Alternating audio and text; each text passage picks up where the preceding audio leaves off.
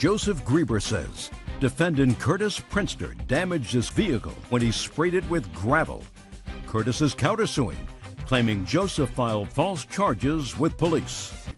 Mr. Grieber, it is your claim that the defendant purposely vandalized your truck. Yes, ma'am. Mr. Prinster says that not only didn't he damage your truck, but that you lied to the police and the authorities, and he is counterclaiming because it said it cost him a lot of money, cost him lost wages, cost him hiring an attorney in order to defend himself against your false accusations. So I'm very curious, Mr. Grieber. I tried to figure out the relationship that you two people have. The best that I could come up with is that you don't like each other because of a girl. Is that a fair statement? Yeah. So why don't you explain your relationship to this girl and Mr. Prinster's relationship to the girl? She was pretty much a neighbor to me. Just a neighbor? Yeah. And what's her name? Caitlin. Go ahead. And she had said that...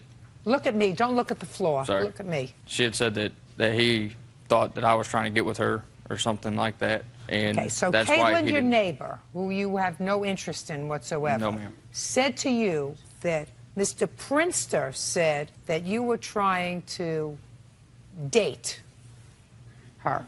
And that's the reason he did not like me. And why don't you like him? Because he caused damage to my vehicle. And that's the only reason? Yes, ma'am. So why don't you tell me when this happened?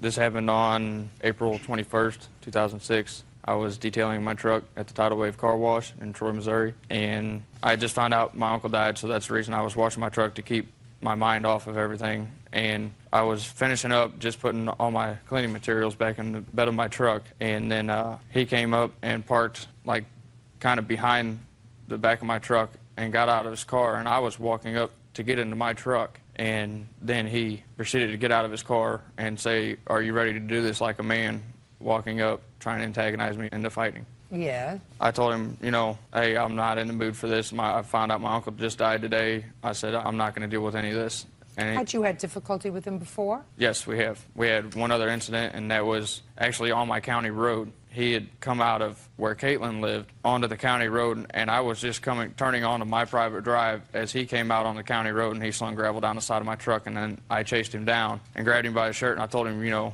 you do it again, then you're going to pay for it. You didn't say in your complaint, sir, that you grabbed him by the shirt. You said you grabbed him by the throat. Okay, What do you mean, okay, something? There's a difference between grabbing somebody by the shirt and grabbing him by the throat. Unless I misread your statement, sir. I don't think so. I got out and grabbed him by the throat and told him the next time he does that to me and my truck, he's going to get it. Didn't they write a song? Isn't there a country song as I Love My Truck? Yes, there is. Right, there is. Truck driver's prayer. Yeah, no, I love my truck. Okay, so you got out, you grabbed him by the throat and said... Next time you do it, you're going to get it. And then... How much later did this incident happen at the car wash? Approximately 3 weeks. Okay. And so now we're at the car wash. You're detailing the car. You're just about finished. You're putting the equipment back in. You're brooding over your uncle's recent demise. He comes up. You said, I don't want to get into this with you now because I'm feeling sad. Mm-hmm. And then what happens? He says, Don't look down. Look at you. He says, I'm going to beat you. And I said, I'm not in the mood. And then I turned around and went to get in my truck. And as soon as I got in my truck, I heard him slam his car door when he got into his car. And then he came up along the side of my truck, parallel with the side of my truck. And it comes down like this into a lot. And it's an asphalt lot. And then there's gravel. And then he come up, because my truck was sitting like that. And then he come up and spun. And when he spun, he slung the gravel, the washed gravel, onto my truck. And almost left. And when he left, he went to Buzzy's Liquor. How did you know he left and went to Buzzy's? Because I seen where he went. How far away was Buzzy's? It's maybe 150 yards, 200 yards. Okay, so you could see it from where Yes. you were? Yes, ma'am. And then what did you do? And that's whenever I called the Troy Police Department. Did the police officer respond? Yes, ma'am. Is that this police officer? Yes, ma'am. Just step up, officer. Mr. Mueller, tell me your name, sir. My name is Wayne Mueller. Mr. Mueller, you arrived on the 21st of April at this car wash? Yes, ma'am. Tell me what you found when you got there. Mr. Grieber was extremely upset. He relayed much the same story as he did to you involving his uncle had just died and indicated that at that time a green 73 Nova had came aside of his vehicle. There had been a verbal altercation between the two parties. When the green Nova left, he stated that it had spun the tires, spinning gravel into the bedside of his truck. The truck wasn't really applicable due to the colors and lighting. I couldn't take a picture of it. I could feel this damage. And I did observe what appeared to be a 12 to 15 foot acceleration mark going away from Mr. Grieber's vehicle. What would that indicate to you, sir? It appeared that a vehicle had definitely accelerated recently because it wasn't covered back over with gravel or debris in any way, and had accelerated away. This would be consistent with the manner that Mr. Grieber advises his vehicle was damaged. Okay. Mr. Grieber was upset. The other vehicle was not on scene. I sent the paperwork back with Mr. Grieber. He was unable to give me... Did Mr. Grieber tell you where the other vehicle had gone? No, at that time he didn't, ma'am. But he wasn't able to give me a license number or anything at that time. Was or was not? Was not, ma'am. Did he tell you who it was? Not at that time, no, ma'am. Did he describe the vehicle? Yes, ma'am. What did he say? Being a green in color, 1973 Chevrolet Nova. How long have you been a police officer? 20 years, ma'am. Wouldn't it be odd if you knew the name of the person who caused damage to your car, not to indicate who it was? If I may, ma'am. Yes. 5 days later, he submitted the written statement, and at that time he identified by... I understand 5 days later. You were going to tell me that. But on the day of the incident... I found it unusual too, ma'am, but I had to take into some account his state of mind at that time and his apparent grief. Well, Officer Mueller, doesn't it sound peculiar to you that he was able to tell you the color and the year of the car through his grief, but not the name of the person who was driving the car? Not totally, ma'am, no. That didn't strike you as odd? Not totally, ma'am, no, ma'am. Tell me why. It strikes me as odd.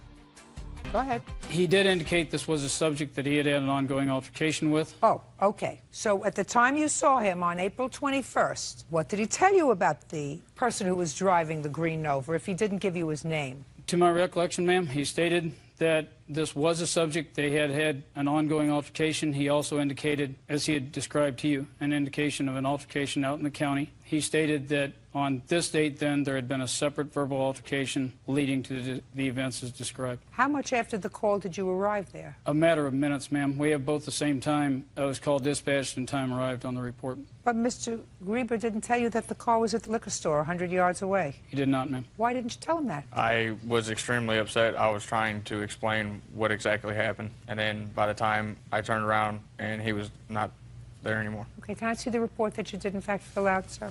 There? As Yes, well ma'am, as the along one with 5 days later? along with the written statements of both Mr. Grieber and Mr. Prinster. Okay.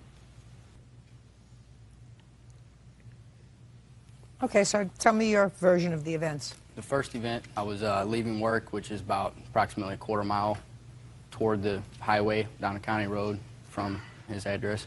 And I was leaving work, and as I reached the stop sign, I seen a truck flash his lights and, you know, had his arm out the window, screaming, yelling. So I figured there was something wrong with my car, so I stepped out, you know, opened my door, and I stepped out my car to see what was wrong, and he jumped out with a metal bar, and he said, "You got beef with me because you think me and your old lady dated?"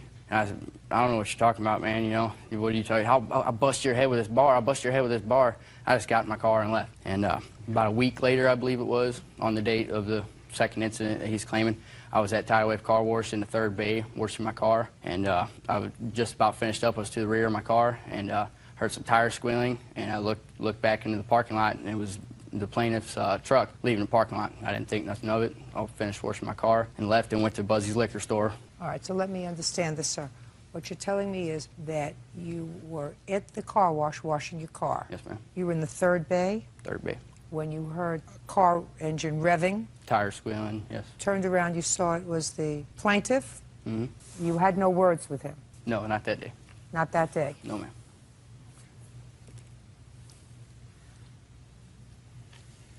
Officer called me and asked me about the incident in the Tidal Wave car wash. I was unaware of what he was talking about, but I did see the plaintiff there once. I pulled in and I heard tires squealing. I looked back and he was pulling away. I did not think nothing of it. I proceeded to wash my car and I left. After the incident, I went to Buzzy's liquor store to buy turkey tags. What are turkey tags? It's a wild game in Missouri. Wild What? turkey. You know, burger, burger. You know, they gobble. Your Honor, if I may, you have to buy a permit to hunt Yes. turkey, a special permit to hunt wild turkey. That's what he was buying. Thank you. What? You learn something new every day here. Now, nobody was with you on that day. Is that correct, sir? No, ma'am. Yeah, that is correct. And nobody was with you? No. Oh, yeah. Now, this is the girlfriend? I'm the wife, but Wife. But she wasn't your wife at the time, is that right? No, no, ma'am. I want you to think very, very carefully, sir. Okay. Had your then girlfriend ever told you anything about Mr. Grieber? Yes, ma'am. What had she told you, sir? She had told me that she had been speaking to him. Look at me.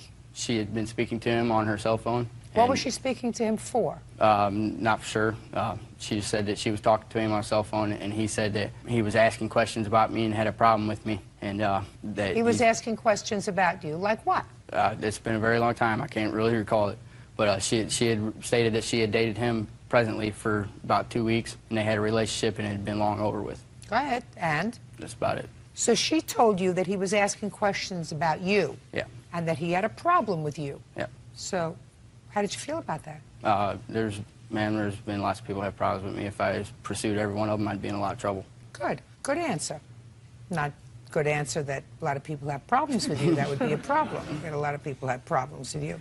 Now, did you ask your then girlfriend if the plaintiff called her or if she called him? I don't believe I asked that. I was happily in love. She's my wife now. I mean, I wasn't worried about anything. Well, that would be a question that I might ask.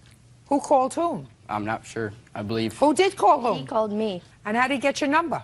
from my mother. Ah, perfect. Mother, stand up. Remember Mr. Grieber? Oh, sure. Mr. Grieber ever date your daughter? Briefly, He's a neighbor? yes. They've been friends for a lot of years. Rode the bus together, that kind of thing. Well, if they had been friends, then why would he need you to give him Because I just got Caitlin's telephone number? Because Don't speak. She had just recently got a cell phone, so he had called the house looking for her, and I had to give him her cell phone. This would have been in the spring. Did you have a conversation with your daughter about the conversation that she had with Mr. Grieber? We've had several conversations about Mr. Grieber, yes. Knew there was kind of, once her and Kurt started dating, I knew there was kind of becoming some issues with Joey and Caitlin. Kind of blowed it off because I thought, you know, it'll pass on its own. Until the incident where they had at the end of the road when Joey had pulled the pipe on Kurt. And then that's when, that evening, Joey's mom called me and wouldn't know what was going on with the kids. And I said, well, I'm not real sure, but I do know that Joey pulled a pipe on Kurt. And she says, Joey, did you pull a pipe on Kurt? And I could hear him in the background saying, you're effing right, I did. I pulled a pipe on him, blah, blah, blah, blah. You left that out of your story. You don't want me to call your mother, do you? You left that out of your story, Mr. Grieber. Yes, ma'am, I did. Why? I was trying to get everything right, and You were trying to get everything right? That's not a good thing to get things right by leaving out the fact that you got out of your truck with a pipe. Mr. Grieber, did you tell that to the police officer? no, I didn't. There was not a statement written on that incident. Oh, well, just a minute. You had told the police officer you had had a prior incident with him. Did you tell the police officer that you threatened him with a dangerous instrument? No, I did not. He didn't, did he? No, ma'am, although that would have occurred in another venue besides where we were. But yes, ma'am, I still have I control don't of this. care, Officer, because it sounds to me as if there were two incidents. One of those incidents involved a dangerous instrument and a threat involving a dangerous instrument. He left that out. Yes, ma'am. Interesting, isn't it? Yes, ma'am. Did you know about that before? No, ma'am. Mr. Grieber, you also left out the fact that you had had a social relationship other than just being friends with Caitlin. No, ma'am, I didn't. I have never had a relationship with her besides a friendship. My cousin has had a relationship with Caitlin. I have not. Ever take her to the movies? No, ma'am. Ever take her out to dinner? No, ma'am. Ever kiss her? No, ma'am. Now, We've went fishing, rode around town together, partied together. We've had a relationship. well, I'm talking about you can do that as a friend, or you We can do that as kissed. more than friend. More than a friend. Did you ever have an intimate relationship with him? Yes. It ended when? We started beginning of May, ended about the end of May. Yes. Could I have her clarify intimate relationship with him? Sure. Go ahead. It was intimate. Sounds to me as if you have more of a problem. No, I've never dated her. Never done anything with her besides fishing and stuff like that. Now, you said you looked at this truck, didn't see anything, but you felt something. Is that Yes. right? Yes, ma'am. Now, let me ask you this question, officer. There was no way of you ascertaining when these gravel things happened on his truck. Is that right? As reflected in my report, yes, ma'am, there's no way. Could have happened a couple of weeks before during the incident that he discusses, at least in his complaint and his report, when they met on the road and he got out of his truck with a metal pipe. Yes, ma'am. As a matter of fact, He says in the first incident, not the one that you reported on, of course he had a bad attitude towards me and he purposely spun gravel from the road, spraying the side of my truck. I got out, grabbed him by the throat, and told him the next time he does that to my truck, he's going to get it. Left out the pipe. So it's possible that any damage from gravel could have occurred in that incident a couple of weeks before. Is that right? It's possible, yes, ma'am. What happened at the hearing, officer? There wasn't one, ma'am. What had occurred, and then again at the hearing, Mr. Grieber was given the option of proceeding criminally, which was his choice at that time. Prior to this, the prosecutor, and I feel rightly so, advised him, due to the standard of evidence being lower in civil court, that he may have better success in civil court. At that time, he asked me whether I would testify on his behalf were it to go to civil court. I'd give him my word that I would, hence we're here. If he had told you the whole story, you would have been a happier camper. By far, ma'am. Other than today, sir, have you ever told anybody that you threatened Mr. Prinster with a dangerous instrument? The day that all of it went down, I had told my mother that. Other than telling your mother, did you ever tell any other authority? No, ma'am. Did Mr. Prinster contact the police when you threatened him with a dangerous instrument? No, ma'am. You think you could have? Oh, yeah. But he didn't. And you had no basis to threaten him with a dangerous instrument. Is that a fair statement, Joey? Yes, ma'am. Good. How much did you pay to the lawyer? I have a copy of a check for $380. $350, sorry. What other expenses did you have? One expense was time off work, lost wages, and I forgot to put a paycheck stub in there. So that's How many days did you take off from work? Let's see, 1, 2, 3, 4, 7 different court dates for the city court, plus one that I had to take off recently to gather the information to fight this case. 7 days. And how much do you earn a day, sir? At that time, $80 a day. What kind of work do you do? Did concrete then, and I do concrete now. Mr. Grieber, I am not persuaded by your case that on the date that you allege, which was the 21st of April, 2006, that Mr. Prinster damaged your car, so I'm dismissing your claim. I am, however, convinced that when you filed this claim and you told the police a story about what happened, you left out some very vital details. And one of the vital details was that you had threatened grievous bodily harm to the defendant, and that was either a week or 3 weeks before. I also believe that you've been less than candid with me with regard to the relationship that you had with Caitlin. I am awarding the defendant on his counterclaim $910, and your claim is dismissed. That's all. Thank you. Parties are excused and they step out.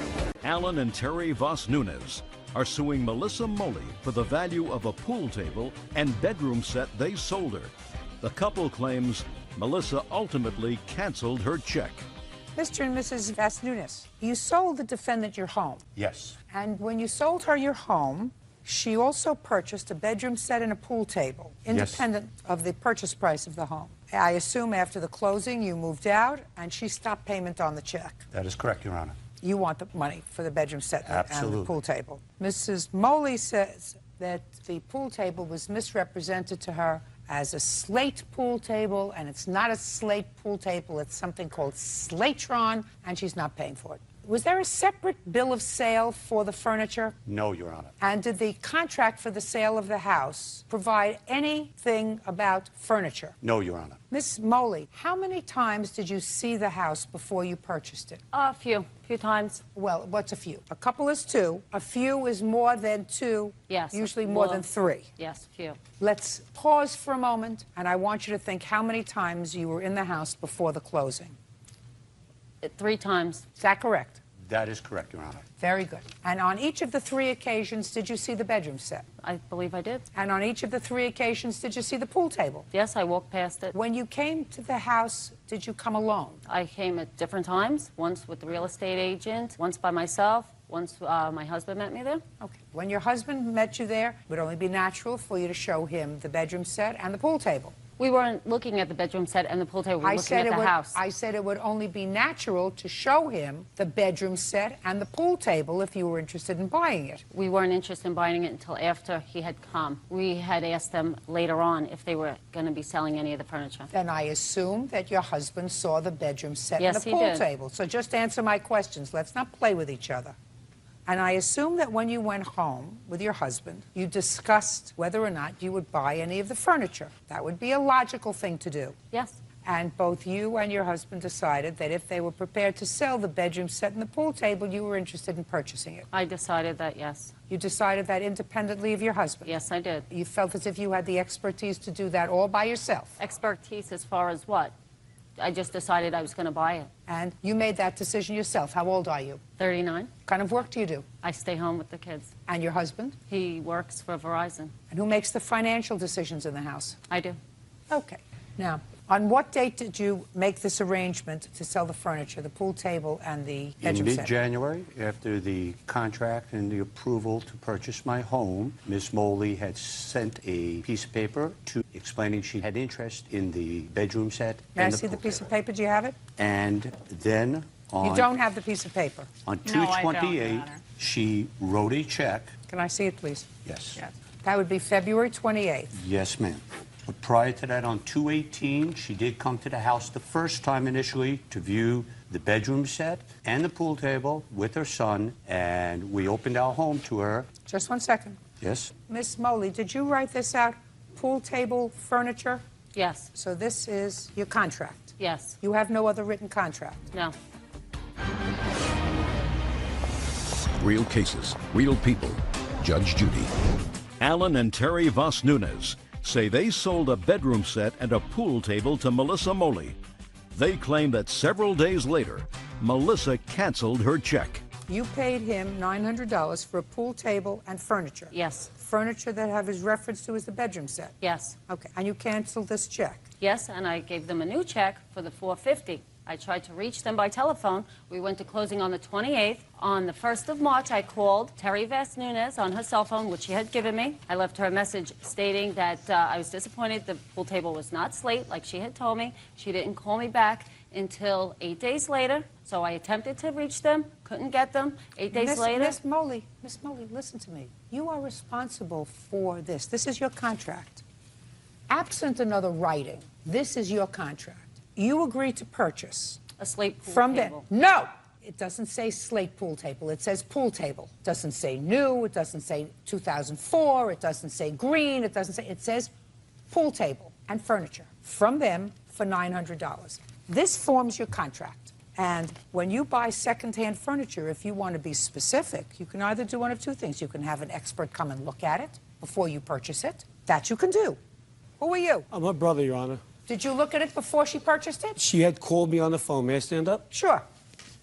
She had called me on the phone, and she asked me that they're selling the pool table. I said, if it's slate, she says $450. I said, if it's slate, it's a score, buy it. If it's flake board, do not buy it. The humidity in New York will destroy it. It's no good. It's not worth anything. Well, why didn't you come and look at it? Because I live a distance away, and she was making that decision immediately, and I told her, do not buy it. She called them up. To confirm it, is it slate? Listen to me. Sit down. You weren't there when she called him? You can't report on anything that she said. She told me it was slate when I asked her. Prior to giving her the check, I said, is it slate or is it wood? She told me it was slate. She told me the difference between slate board and wood. The balls don't bounce, the wood won't warp. It's slate. I didn't go looking under the table. Did you have a discussion with them about that? Melissa called me on the telephone after I gave her the $900 quote for the furniture, and she asked me if the pool table was slate. I told her I didn't know. However, I do think that it's Slatron. In any event, there was no discussion, and there's certainly no indication in any contract that $450 of this $900 is ascribed to the pool table. The fact that you decided that the bedroom furniture is worth $450. I didn't decide that. They told me the breakdown. There was $450 for the table, $450 for the furniture. Then you should have told put me it it was in slate. the contract. Your Honor, may I? First of all, I don't believe that. I believe that what happened is they said, how much do you want for the pool table and for the furniture? And they said $900, or whatever they said, and you agreed on $900.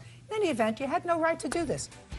When you buy secondhand items, it's up to you. It's a buyer beware. You have to make a judgment. And you had an opportunity to bring an expert in to look at the furniture. You had an opportunity to have your brother come down to take a look at it. But you gave them a check, and this is your contract. And your contract is to purchase a pool table and furniture. That's what you bought. Your Honor, you can't.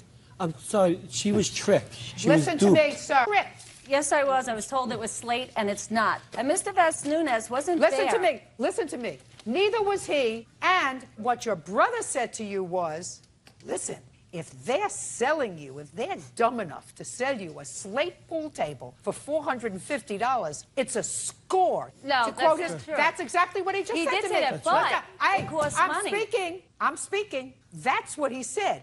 He said, sis, if they're willing to sell you a slate pool table for $450, these idiots, it's a score. It's a steal. Buy it. So you thought you were getting a real bargain. It would have That's what been he a told bargain me. for both of them. Judging for the plaintiff and the amount of $900. That's Thank all. you very much, Your Honor. Mark Windhausen says ex-girlfriend Lana Speakman owes for the money he paid towards a Dodge Durango. Lana claims Mark was stealing from their share toward his drug habit. Mr. Windhausen, you and the defendant lived together for a period of time, and it is your claim that at the time she broke up with you and told you to leave, she kept your property. She kept the truck that you had been making payments on and some other personal property that you had purchased for the house. Correct. Ms. Speakman said everything is hers. Yes. When did you move in together? About 6 of 04. June of 04. Right. How old are you? I'm 24. How old are you? 34. You have children? No. What kind of work do you do, Mr. Windhausen? I'm a welder. How long have you been welding? About a year and a half now. Make good living? Decent. It's fair. Tell me what you make. I'm about $14.50 an hour. An hour, yes. How much did you make last year? How much did I make last year? About $12,338. You worked full time? Yes, I did work full time. I got laid off in December of 05, and I was rehired back on, so I had When? it in February. But other than that, you work continuously? Correct. And what did you do with your money? What did I do with my money? Why do you keep asking me a question? I know the question that I asked. What did you do with your money when you got your money when you were living with Miss Speakman? I cashed my checks at the U.S. Bank, and I went and paid it to, just gave her cash. Well, how much cash did you give her? Approximately about $340 per week. It was different every week. Tell me about this truck. This truck, I needed a vehicle to get back and forth to work. I did not have one. I wasn't able to put one in my name because my credit wasn't the greatest. And at the time, I was working on getting a work permit to make a commute back and forth to work. What did your bad credit have to do with getting a work permit, Mr. Windhausen? Because I wasn't able to put the truck in my name. Did you have a driver's license? I did not. I just had a work. Well, that's an answer why you can't have a truck in your name, sir. Correct. So you were going to drive this truck despite the fact that you didn't have a license? No, until I got my work permit. Did you drive the truck without I did, a license? yes. So Ms. Speakman put the truck in her name and allowed you to drive it without a license? Correct. Jan, down, I get to you. And who made the payments on the truck? I did. How much were the payments every month? Approximately about $340 a month. $340 a month. Plus It's exactly the insurance. same amount that you gave her. You said a week. That's a number you must like. You told me you gave her $340 a week when you cashed your paycheck, and now you tell me Well, that, that's your truck excluding- payment was $340. That was excluding making the payments on the refrigerator and the stove and the bedroom set. Just a second. How much was the truck payment? About $340. And how much did you used to give her every week from your paycheck? Around $340, yes. Wrong. He's got it down, and he's not going to waver. And how did you make the truck payment? Cash. Now, because we're just dealing with the truck so far, when did you kick him out? July 7th of 06. Why? Because I found out he was doing drugs. He actually, July 1st is actually when we broke up. He couldn't get a ride until July 7th. He stole $400 out of my purse, said he was going to the store to get ice, and didn't come back for like 12 hours because he was doing drugs. What kind of drugs does he do? Cocaine. Have you ever seen him do cocaine? No, I haven't. He told me. What did he say? A couple months prior, he took a lot of money. We had a joint checking account for a little while because I went to get money out and all the money was gone. Well, then I questioned him about it, and he finally told me that he was doing cocaine, that he had a drug problem, and then he didn't want to tell me what the drug was, and then he finally told me it was cocaine. How much money did you take out of the joint account? About $1,500. Do you remember when? It was March and April. He did it on 2 different occasions where he took hundreds of dollars out a couple times. I mean, hundreds, like $600 a night. It's not true. No? No. Don't do drugs. No, I don't. You willing to take a drug test? I am willing, yes. Willing to take a hair follicle test? That's fine. Right after court? That's fine. You understand that if you go for one of these tests, they will, and if it's positive, they won't let you be a welder. You understand that? Correct. You prepared to sign a release that the drug test results can be sent to your employer? Is not an answer. I have smoked weed, yes. Weed So- we're not talking about, sir. We're talking cocaine. All right. Got me? Yeah, I got you. Perfect. You have a problem and you're 24 years old, you better get rid of your problem. Do enough cocaine, sir, you're going to have a brain like mush. You know, when you start up here, you can have a brain like mush. When you start over here, it's over very, very soon.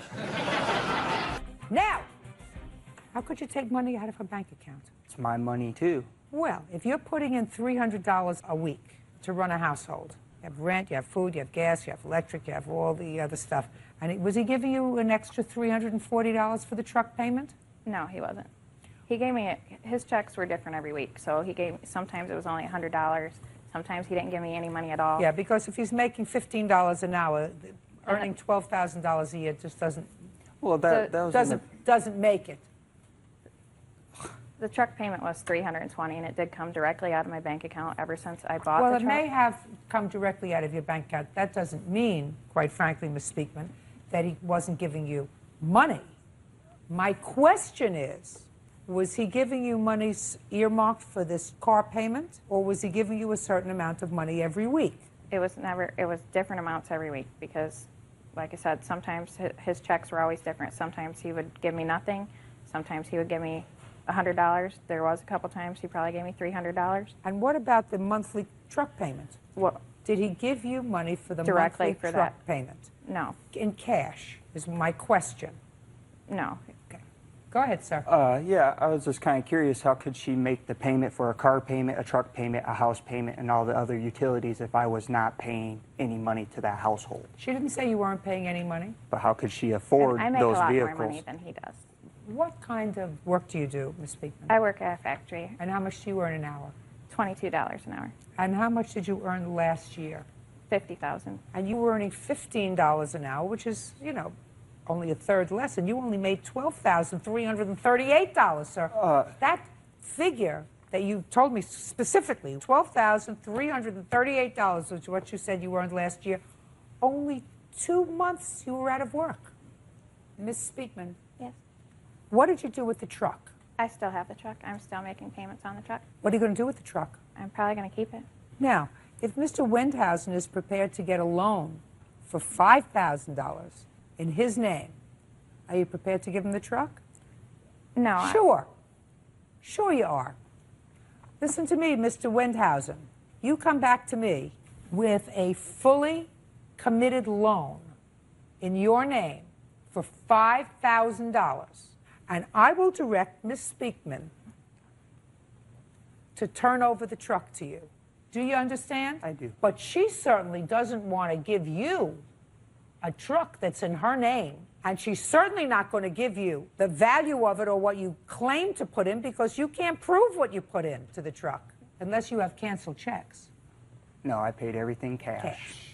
Yes. Right. So go get yourself a loan, and then Miss Speakman is going to turn over the truck to you. You think that's going to happen, Miss Speakman? I don't think he'll be able to get a loan. Correct. Correct. But if he can, But what about I've paid it, like for the I whole think year that you he both hasn't paid been it. there? It was sort of a fluid situation. But I certainly don't think that you ought to get stuck with this truck and turn it over to him.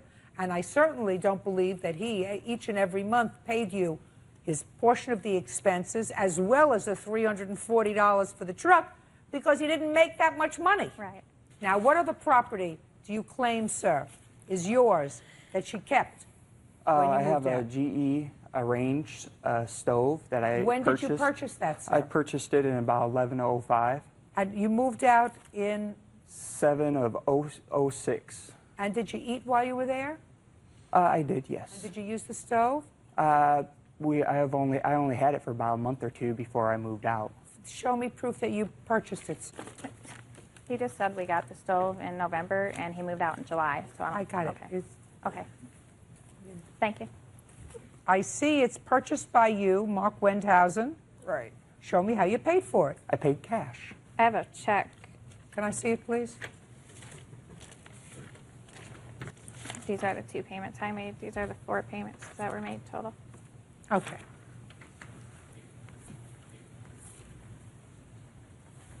She's got proof of the payments, sir. Proof of the payments that I paid? Well, show me your payments. It doesn't say that this was paid in cash. I paid those payments, ma'am. To whom? To Turner Electric. Show in me. cash. Don't you see there's cash? She writes checks. I pay cash. What else, Mr. Wendhausen? I also have receipts here for refrigerator. When you moved into the house, Mr. Wendhausen, was there a refrigerator in the house? Yes. Can you please tell me where all my money was going?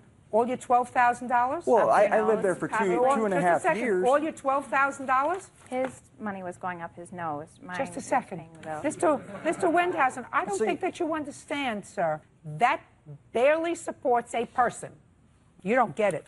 I'm not getting it. I'm making payments that, you know. Show me that you're still making payments. I'm done. Those are the receipts. That's paid off.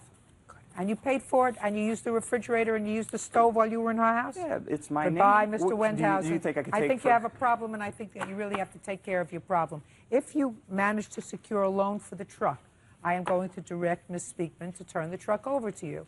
We will recalendar this case as soon as the clerk receives indication that you've received a loan, and I will direct this truck that you want to be turned over to you. Do you understand? Okay, I do, but... Good. Thank you very much. Goodbye. James Mixon is suing his former live-in girlfriend, Keisha Glade, for the return of his furniture and baseball cards. Mr. Mixon, you and the defendant lived together for a period of time in her home. Yes. And according to you, she unceremoniously kicked you out and kept some furniture that belongs to you. Yes. You want it back. Ms. Glade says that you were nothing but a lazy bum during the time that you lived there. You paid no rent. The least you could do is leave the old furniture there. It's not worth very much anyway. She is counterclaiming. She says that you should have paid rent, but you didn't, and that you slashed her tires because you got mad at her.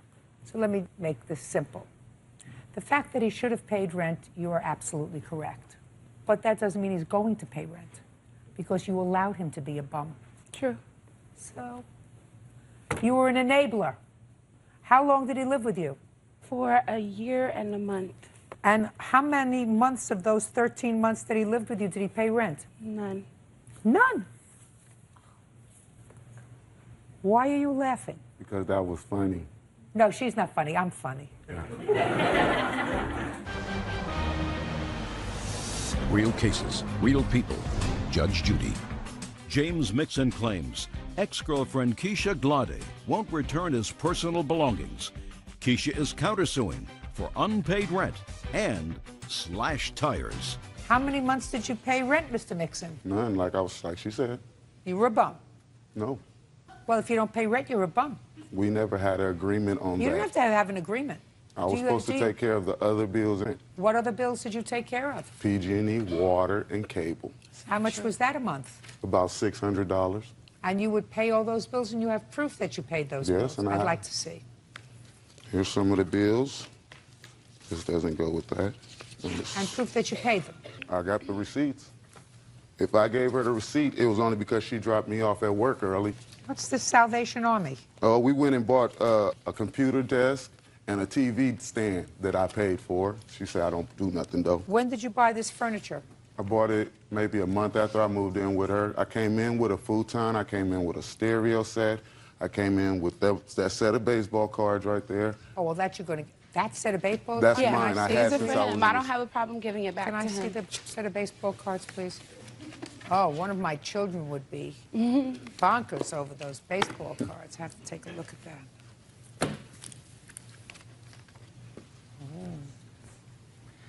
Are you a real collector, sir? Yes.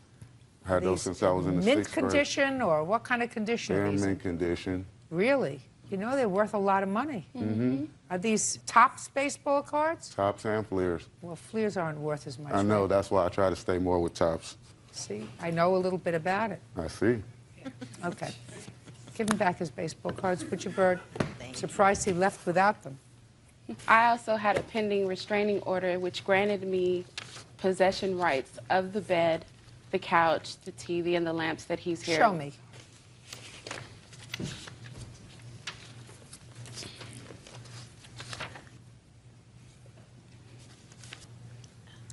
You mean property restraint that number 13 is circled?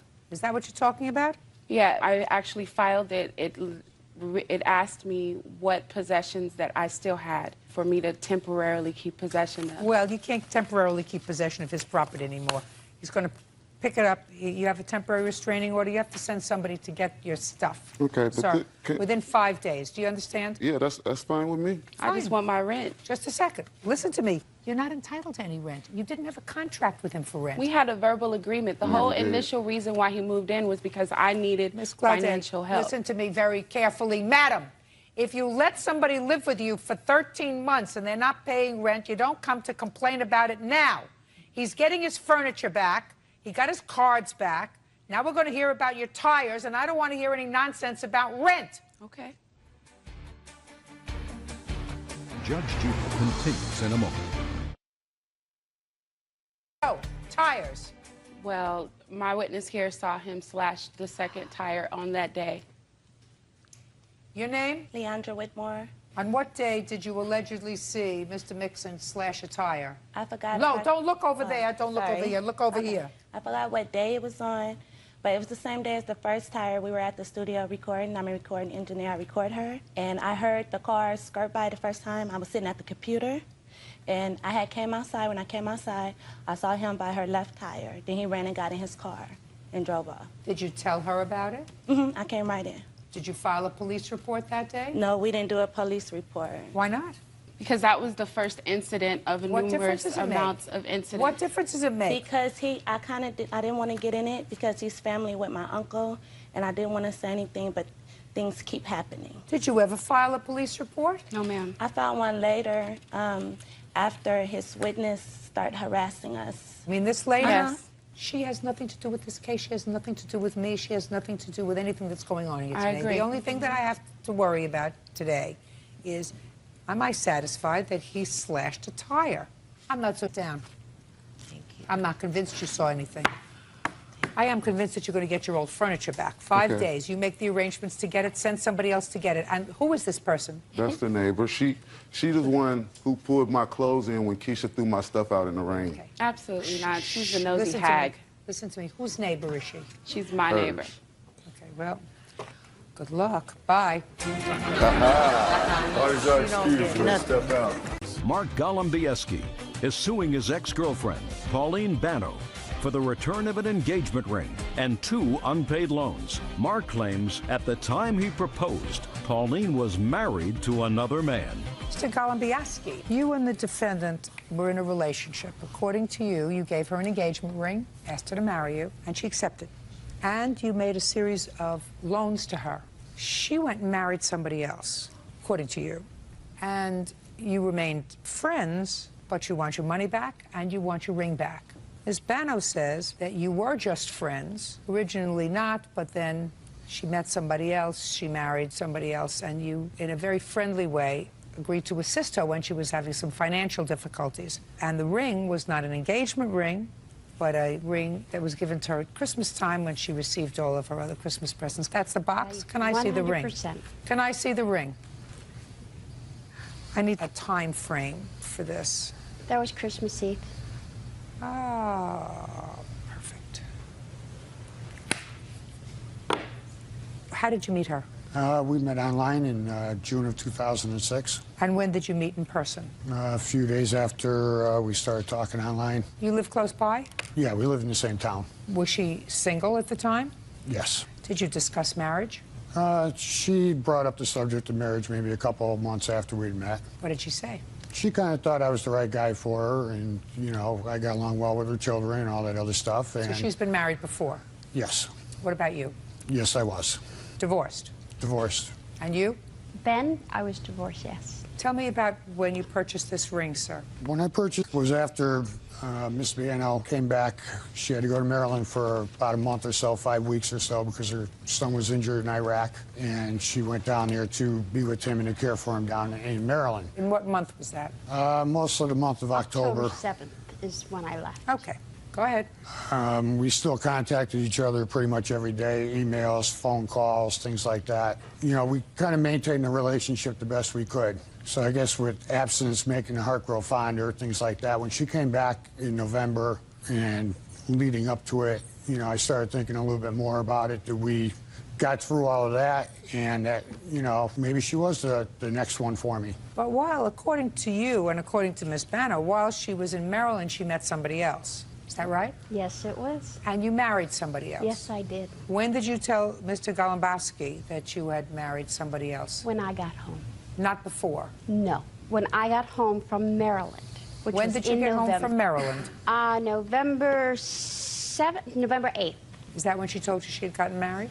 No, Your Honor. When did she tell you she Mark, got married? you were crying No, on the no, no, phone. Mr. Bano, don't speak to him. When did she tell you she got married? She told me she did not even get married until just before Thanksgiving, which would have been around November 22nd or so. Okay, so She told sometime me- in Yes, November. that's true. Sorry. She didn't tell me this until about the beginning of the year after Christmas, that she got married back just prior to Thanksgiving.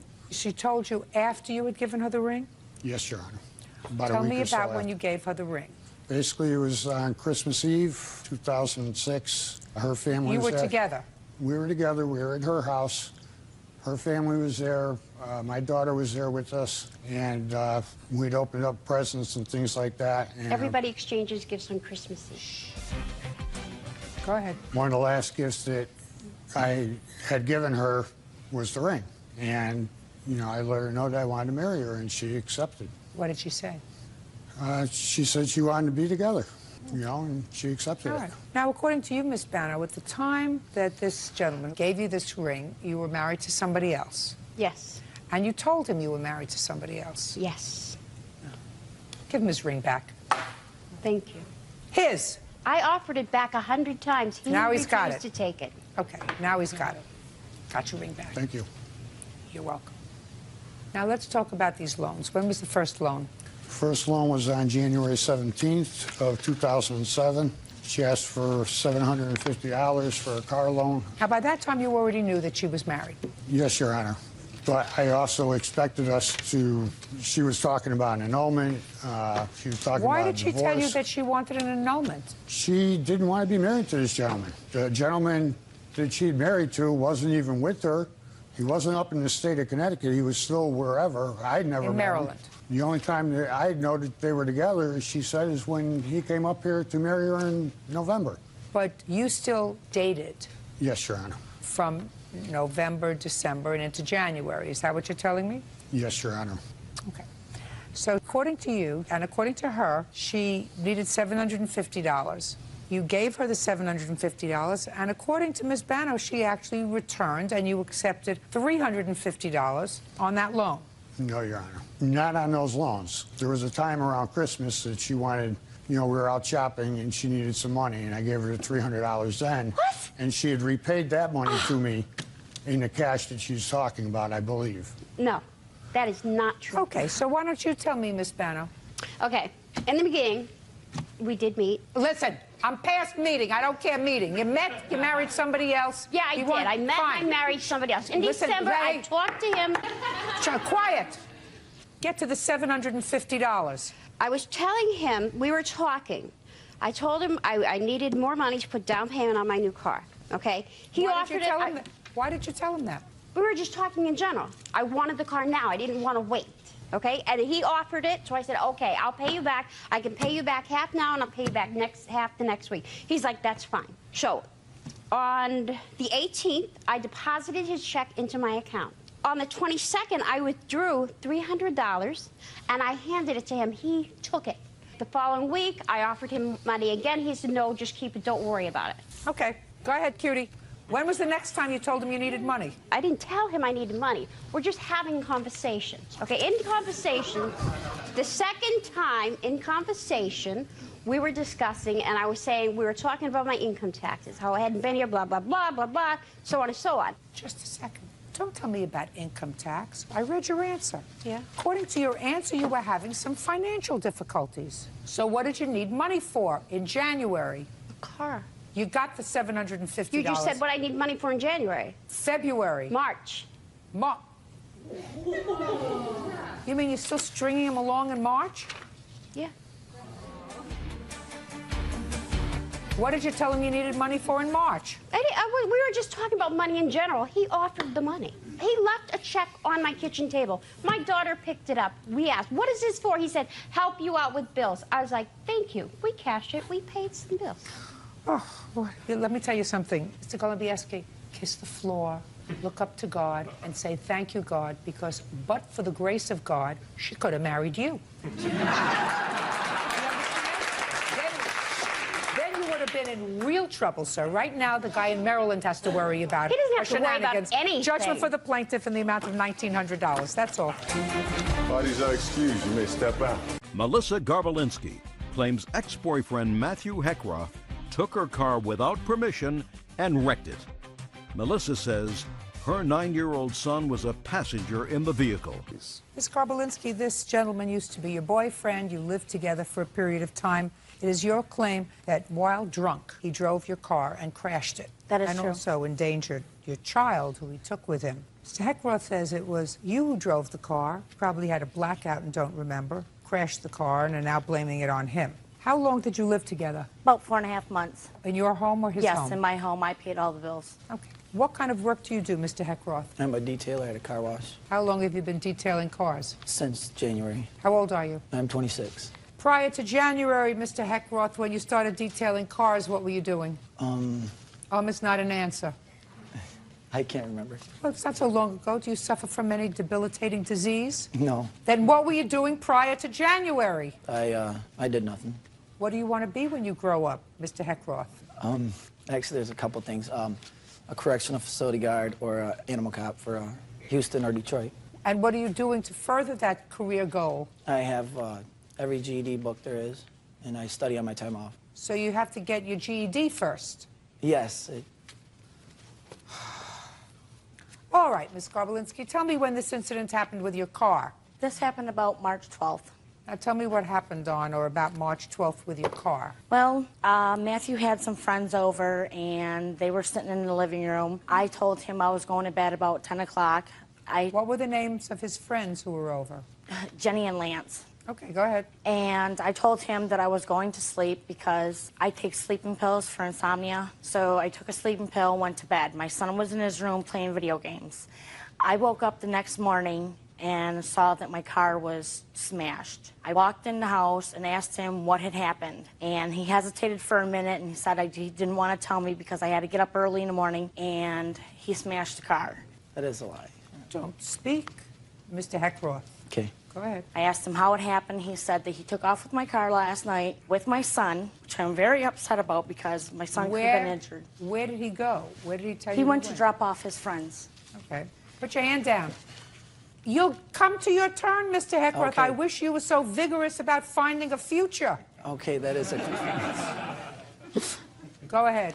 And when I woke up in the morning, I saw that my car was smashed. I asked him what had happened. You told me that already. Okay. I have a very good memory. Heckroth doesn't have a good memory, but I have a good memory. Okay, so... And that's about what happened. Can I see pictures of the car, please? Yes, you may.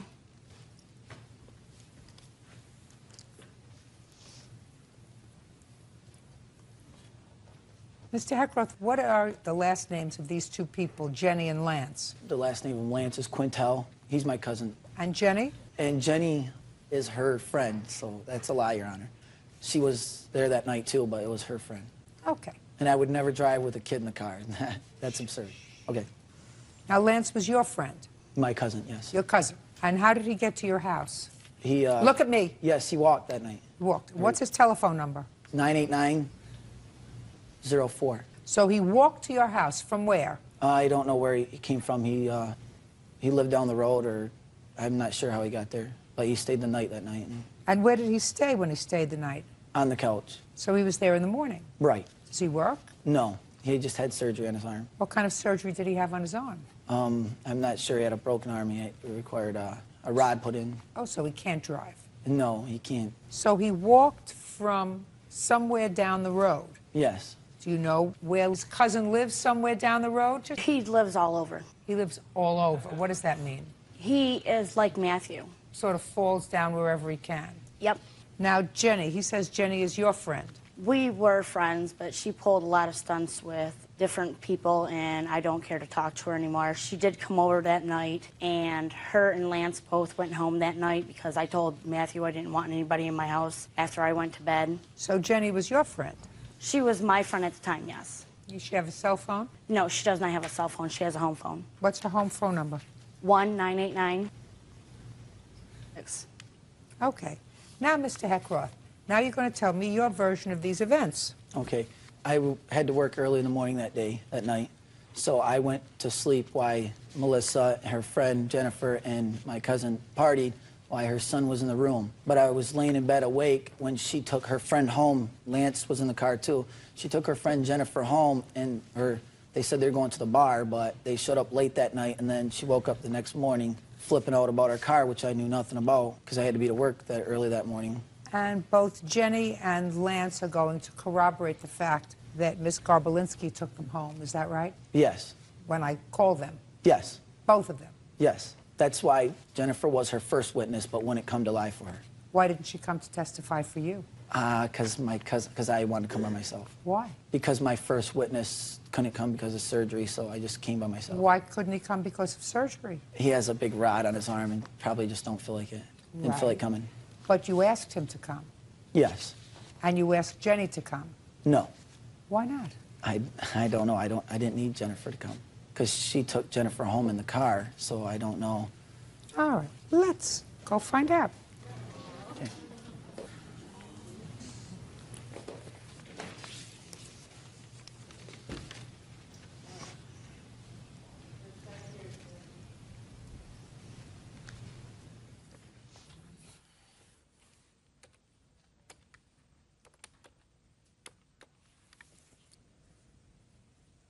Is this Jenny?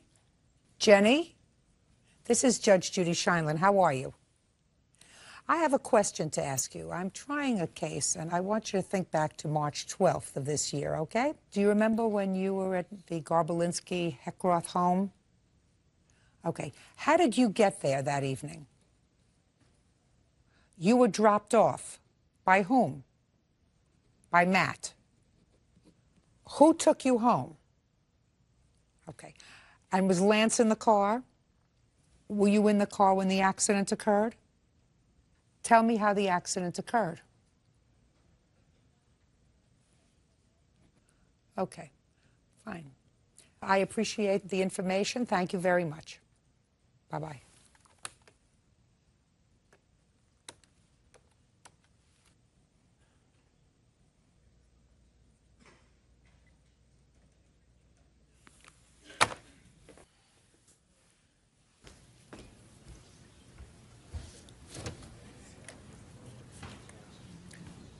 You gave me a wrong number, sir.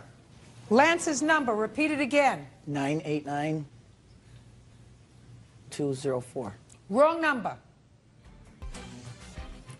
Belongs to a Connie and Don. Connie and Dennis, that is his parents that he's staying with because of his arms.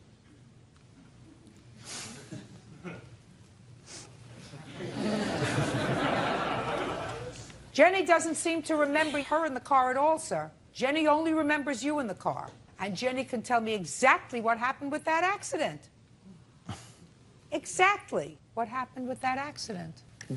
I was not in the car. There was no accident. If there was an accident, there would be a report or...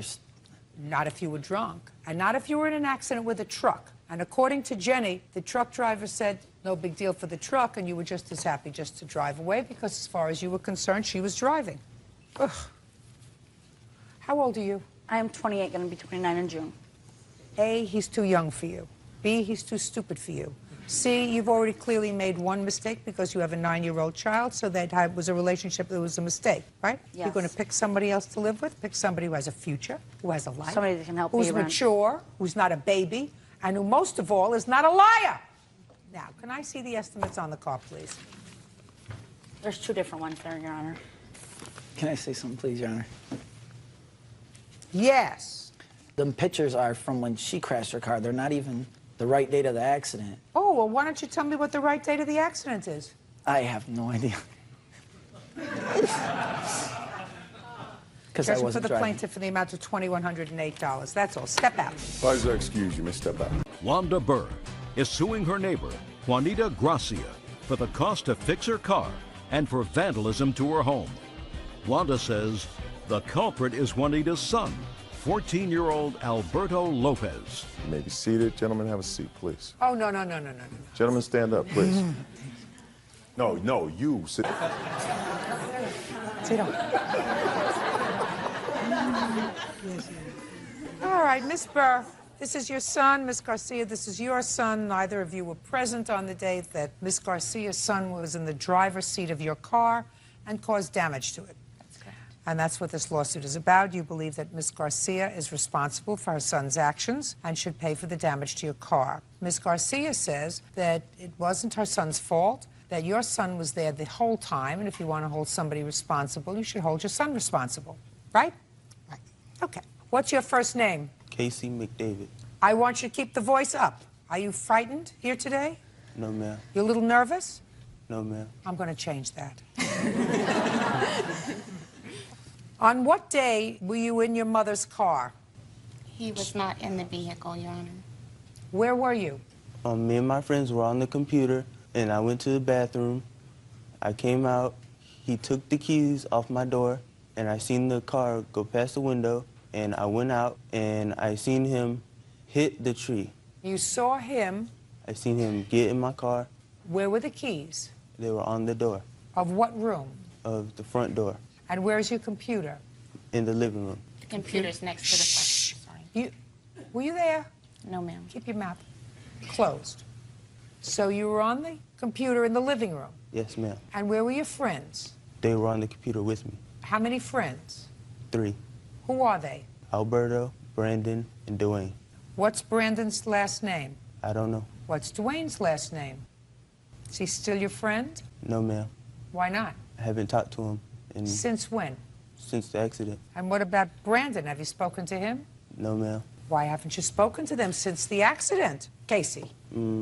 Ever since the accident, I just lost touch. Why? They were in the room with you on the computer, right? Right. They weren't near the car, so why would you stop being their friend? I just haven't talked to him in a while. Okay, now let me hear your version of what happened. Me, Brendan, and Dwayne were sitting on the living room couch. I was next to Casey looking on the computer with him. Me and Brendan discussed getting in the car and listening to the music, and the keys were on the desk of the computer, not hanging. I took the keys in front of Casey. He didn't say anything. Me and Brendan went into the car, started the car. Brendan, too? Brendan was in the car. We started the car and started listening to music. I switched gears in the car in reverse. Casey came out and just stood there and watched us. Casey came out? Yes, ma'am. And what did he say to you? I don't know if he said anything, but he just stood there watching us. And I backed the car, and I guess... Why did you do that? I don't know. What do you mean you don't know? I don't know. He's taken the car out before. It's not like it was the first time he's done it. He didn't do anything. Well, that we've done it, he's let us drive before. And I started backing up the car. I was going to go anywhere. And then Brendan got scared and opened the passenger door and jumped out. And that's when the door hit the tree. I stopped the car and moved it back forward. And we noticed the damages to the car. Alberto, so whose fault is this? Mine. Perfect. Why didn't you convince your mother of that? When his mother found out, we all discussed together that we will each take responsibility for it. Who's each? Me, Brendan, and Casey. Because well, it's not, just a second. Not Casey's fault. You took the keys. You didn't have permission to take the keys. Brandon, maybe. He was with you, but he didn't drive it. You did. Why is it anybody else's fault but yours? They didn't stop me. So let's say you're walking down the street with your mother, and you see somebody that you went to school with that you don't like, and you walk past them, and you say to your mother, I'm going to punch him in the face. You walk past him, you punch him in the face. It's fault? No, ma'am. Why? She didn't stop you. She didn't stop you. You get it? Yes, ma'am. You have anything to say to me, Miss Garcia? Yeah. The reason I felt that it wasn't all his fault, was because all three parties were involved. Casey is older than my child. The key was in his house. Just a second. How much older is he? 2 years older than him. So what? No, but he had possession of the keys. No, he didn't. He didn't have possession of the keys. They've done. If he had the keys in his pocket. No, Judge. Hey, listen to me. If he had the keys in his pocket, and he took the keys out of his pocket and handed them to your son, then he had control of the keys. Your son didn't ask permission. It's like he stole the keys. And what he's saying is, well, nobody stopped me. I mean, you mean if he walked out with the silver, nobody stopped him, he could have the silver? If you saw the family jewels, and he said, I'm going to take those. And he said, well, I took them, but nobody stopped me. So why can't I have those? He stole the keys, and he went outside.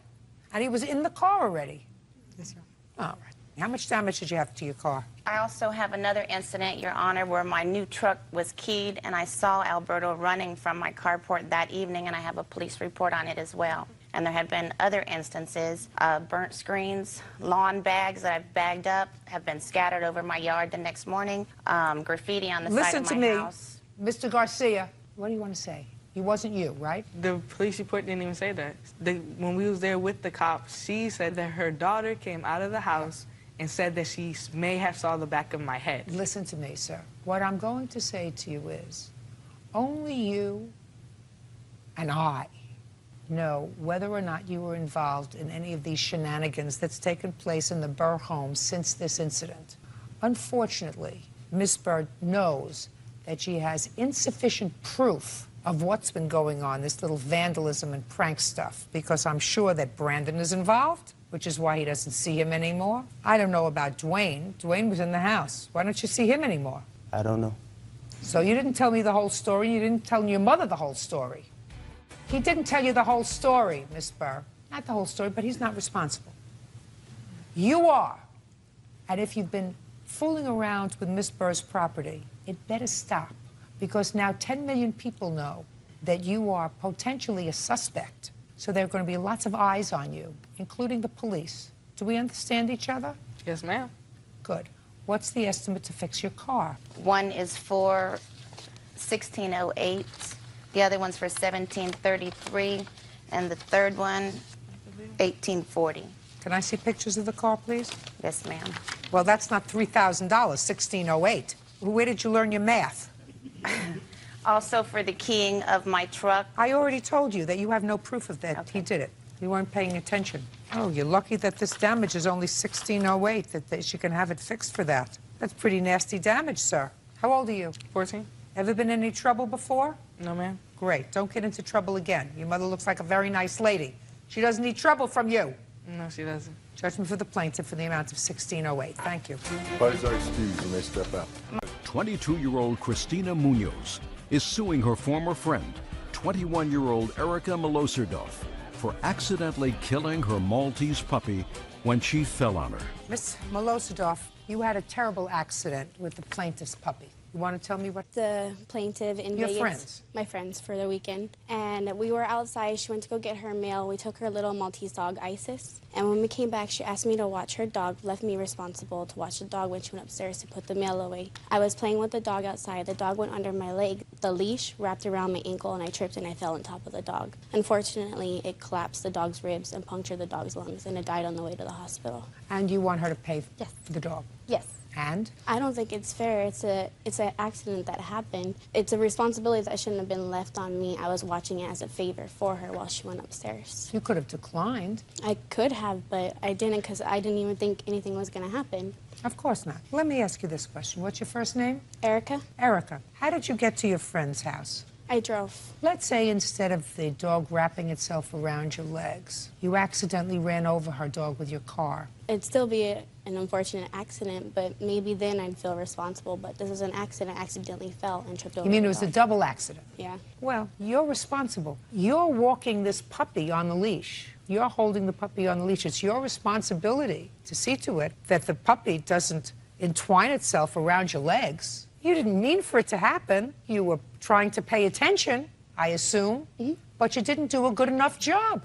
But it wasn't my responsibility. It though. was your responsibility. You assumed the responsibility. Now, sometimes things happen that you have no control over. But in this case, you had control over it. It was due to your negligence that the puppy got entwined in your leg. The puppy can't think about that. You're supposed to think about it. I really am trying to explain it to you so that you'll understand it, because I don't think that you are a bad person. I just think that you are misguided. So I'm trying to give you guidance. How much was the puppy? It was $14.99. Did you replace her? Well, we got a gift from my parents saying that we got a new Maltipoo. So it was it wasn't the full Maltese, it was the Maltese and a poodle. They're cute. They are cute. They are very cute. But I mean, the Maltese was a purebred compared to now it's a half-breed, so. Well, Maltese and poodles are wonderful little dogs because they have a great coat that you don't have to deal with as much, right? Yes. And they don't yap as much. No, she does not bark at all. Right. Yeah. I had Maltese. Oh. I know. They bark all the time. All the time. Anyway, you owe the price of the dog, $1,499 judgment for the plaintiff. Are you still friends?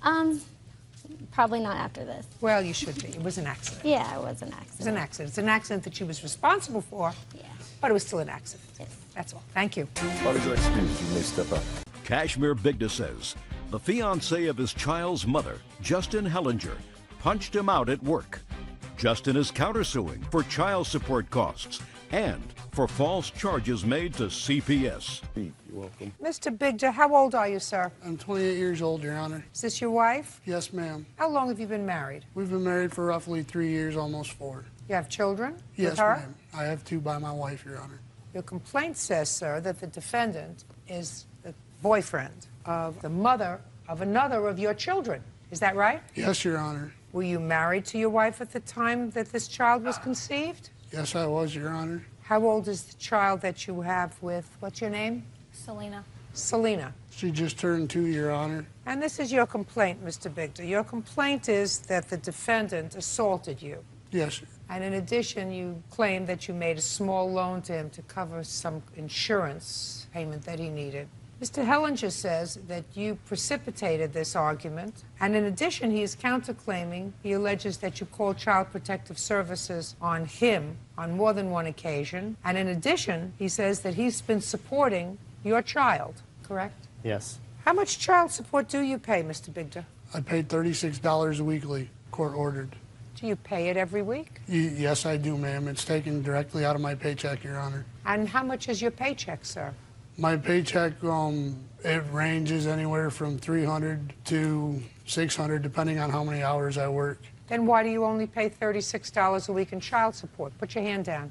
Because that's what the court had ordered, because I have 2 other children and a wife. My wife does not work, so I have... Why doesn't your wife work? Because she stays home and takes care of our 2-year-old. You have another 2-year-old? You are very busy, sir. Yes, Your Honor. Why don't you work and earn $600 a week all the time, Mr. Bigda? Because the paper mill doesn't always have overtime. Some weeks you might work 12-hour days. Some days you just work 8 hours. It varies if we have people that call in or... Yes. I worked at the same paper mill, and overtime's always welcome. I left that job because of him. Right now I'm currently climbing trees, so... For a living? Yes, I cut trees down. I work for a tree service. Oh, you cut trees down. You said I climb trees. I so said I didn't know that you could make a living doing that. So when he says that the overtime ain't there, it is always there at that mill. I work there. I also put in tons of hours. Mr. Bigda, it's outrageous that you only pay $36 a week in child support, sir. I'm telling you that right now. Even if you pay it, she wants to tell me that you don't even pay it. But if you paid it, that's an outrageous figure for you to pay for child support. It's not your child's fault, sir, that you didn't know how to keep your whatever in your pants. That's outrageous. What? Sorry. I only received $26 out of that 36. 10 of it goes to the Department of Social Services towards arrears. Yes. And the rear support is actually medical bills for Mrs. Catterette for having the baby. It's not rear. No. It's not medical bills for her, sir. It's the birthing expenses for your child. Because when you make a baby, it has to be born. Yes, that's what right? Put your hand down. I don't know why you still tolerate him. Yeah, I'd be visiting him, you know, and bringing flowers. Now, I'm ready to hear, sir, your tale of woe. On the beginning of January 2007, I had recommended Justin, because he had not had a job for a while, to the paper mill that I worked at, and they had hired him. And on January 18th, I had loaned the defendant $50 to get his car insured so he could get to and from work. 2 days later, I had also loaned him another $20 so he would have gas money. And at that current time, I was out on disability due to my hand. I had to have carpal tunnel surgery on hand. And during that time, things were going good. I had come back to work roughly the end of February. And at the end of February... So you weren't paid for the entire month of February? I was paying. I had support reduced, and it was I'm all caught up as we speak. What'd you have it reduced to? How could they reduce it any lower? Because it was reduced because I was only bringing home $230 a week due to disability. I have proof of what I had loaned him. Get on to the... So far, I hear $70, sir. All right. $70 from your $26 a week that you pay in child support, not $36. $10 goes for arrears. You acknowledge that. So you pay $26 a week, which is less than $100 a month. You want me to translate that by day, sir? Let me translate that. $26 a week divided by 7 equals $3.71 a day. That's what you pay. Let's move on. Also, when I had returned back to work on February 26th, Justin Hellinger had assaulted me several times. Well, I want you to tell me what happened. What's the basis of your claim, sir? Let's hear it. Pretty much what happened is I try to see my daughter whenever I can, and he does not want me to see my daughter, and he tries to control when I can and when I can't. And he told me if I call to have any contact, he'd kill me and bury me. On the night of January 13th, Mr. Hellinger had come down to my part of the plant where he should not have been and started having verbal words with me. He told me that he was going to beat me up, and I didn't want to have any time of problem, so I went to turn around, and when I turned around, he had closed his fist and hit me on the left side of my head, 2 centimeters from my temple, and I was taken to the hospital by the employers. I have hospital statements showing... I'd like to see those, please. Okay. Now, Mr. Hellinger, I'd like you to tell me your version of what happened on the 13th, please. The bathroom is downstairs in the mill, so I was going down to the bathroom. There's 2 flights of stairs. I went down one flight, he went down the other. We intercepted each other in the middle. It's about a 10, 15-foot hallway. I confronted him about what he was doing to me, why he was calling my house at midnight. Just a second. When you say you confronted him, what did you say to him?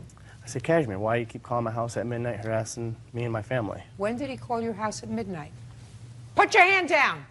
It was probably the beginning of January when all this... How many times did he call your house at midnight? Oh, several. Who did he speak to? Her or me when I was there. What did he say to you when he called at midnight? Asked how I was doing and if Justin was being good, if I was doing all right and everything was all right between us. Pretty much wanted to know about my relationship with Justin. Did you ever tell him not to call your house at midnight? Justin has several times. Why did you call their house at midnight? I personally didn't. My wife did. My wife and Selena were good friends, and Selena had asked my wife to call so they could just talk about our child and other things. They were friends, and Mr. Hellinger does not like her wife.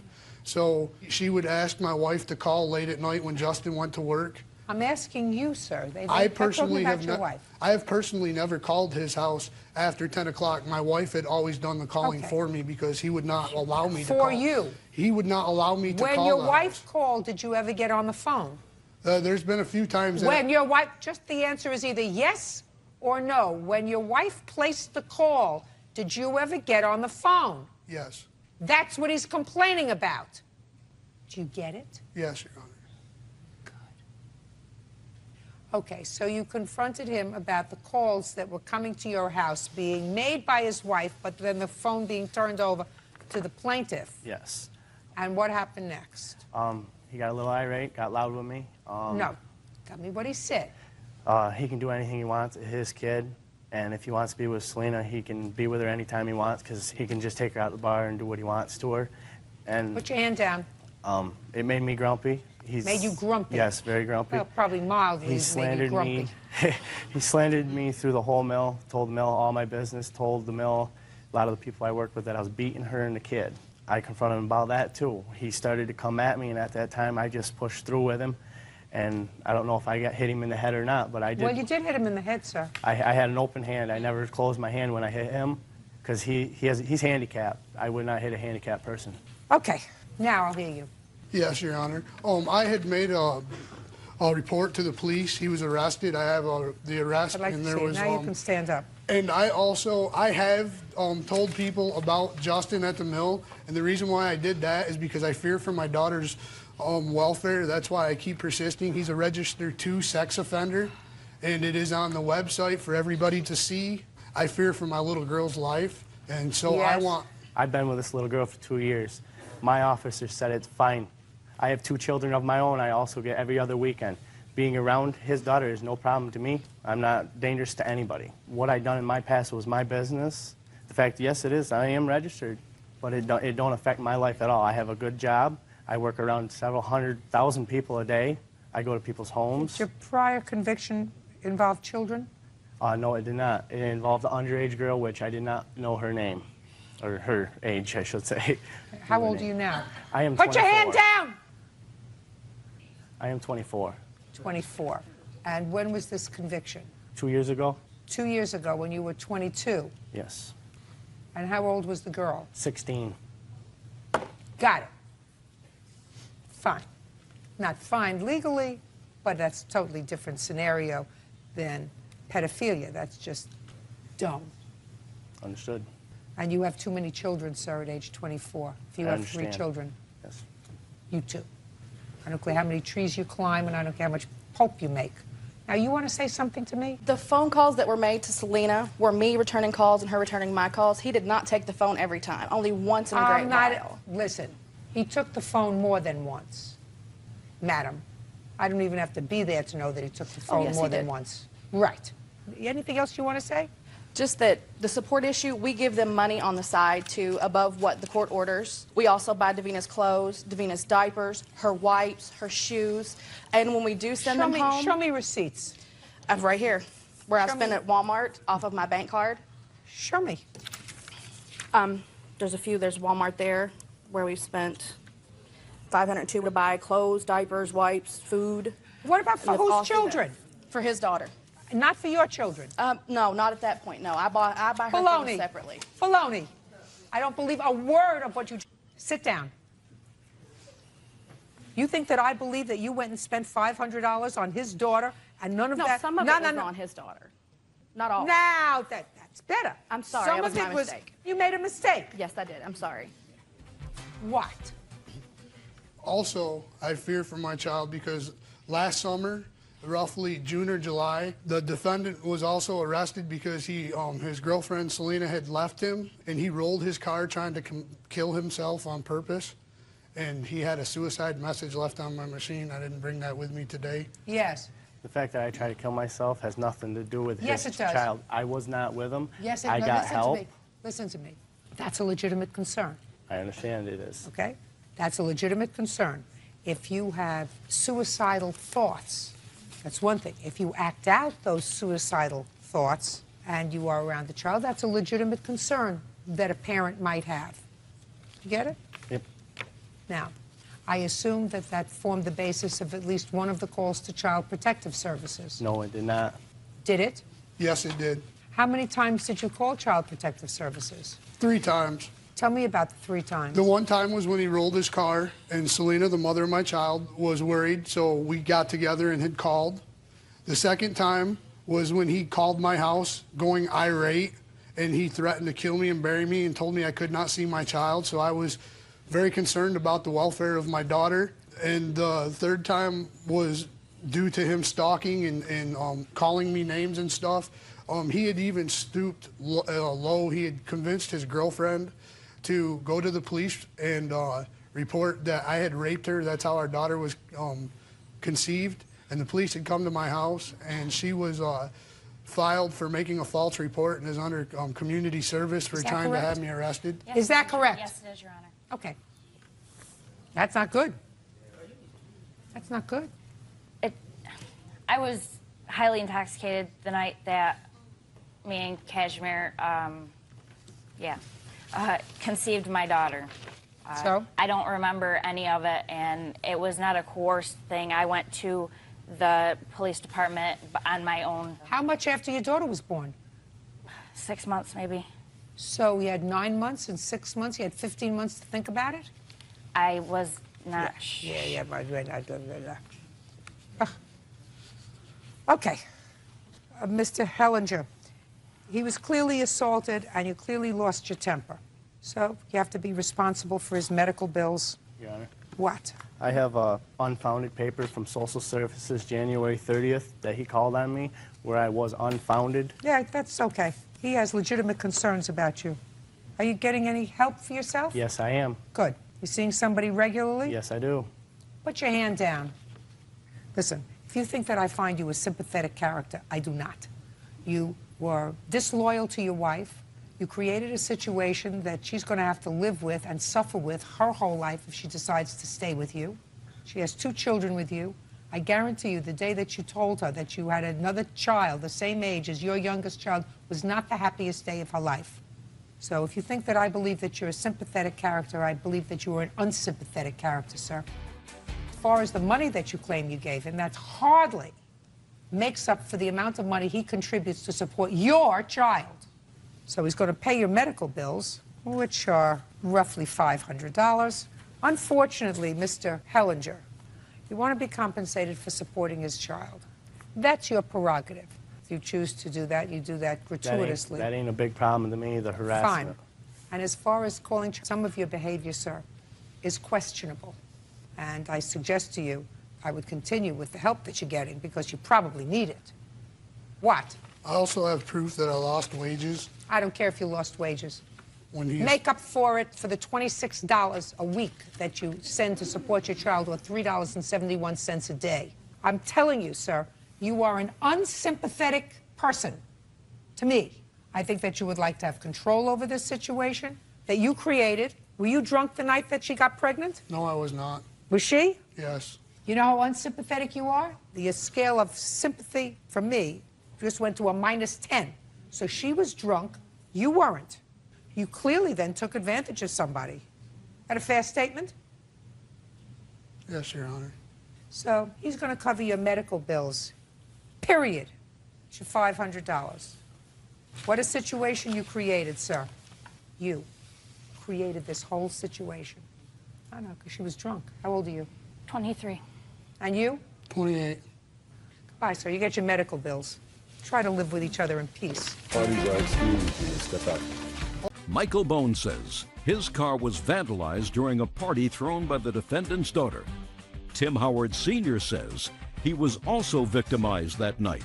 Mr. Bone, your car was vandalized after a party that was held at the defendant's house. Yes, ma'am. It was, I assume, your 18th birthday party? Yes.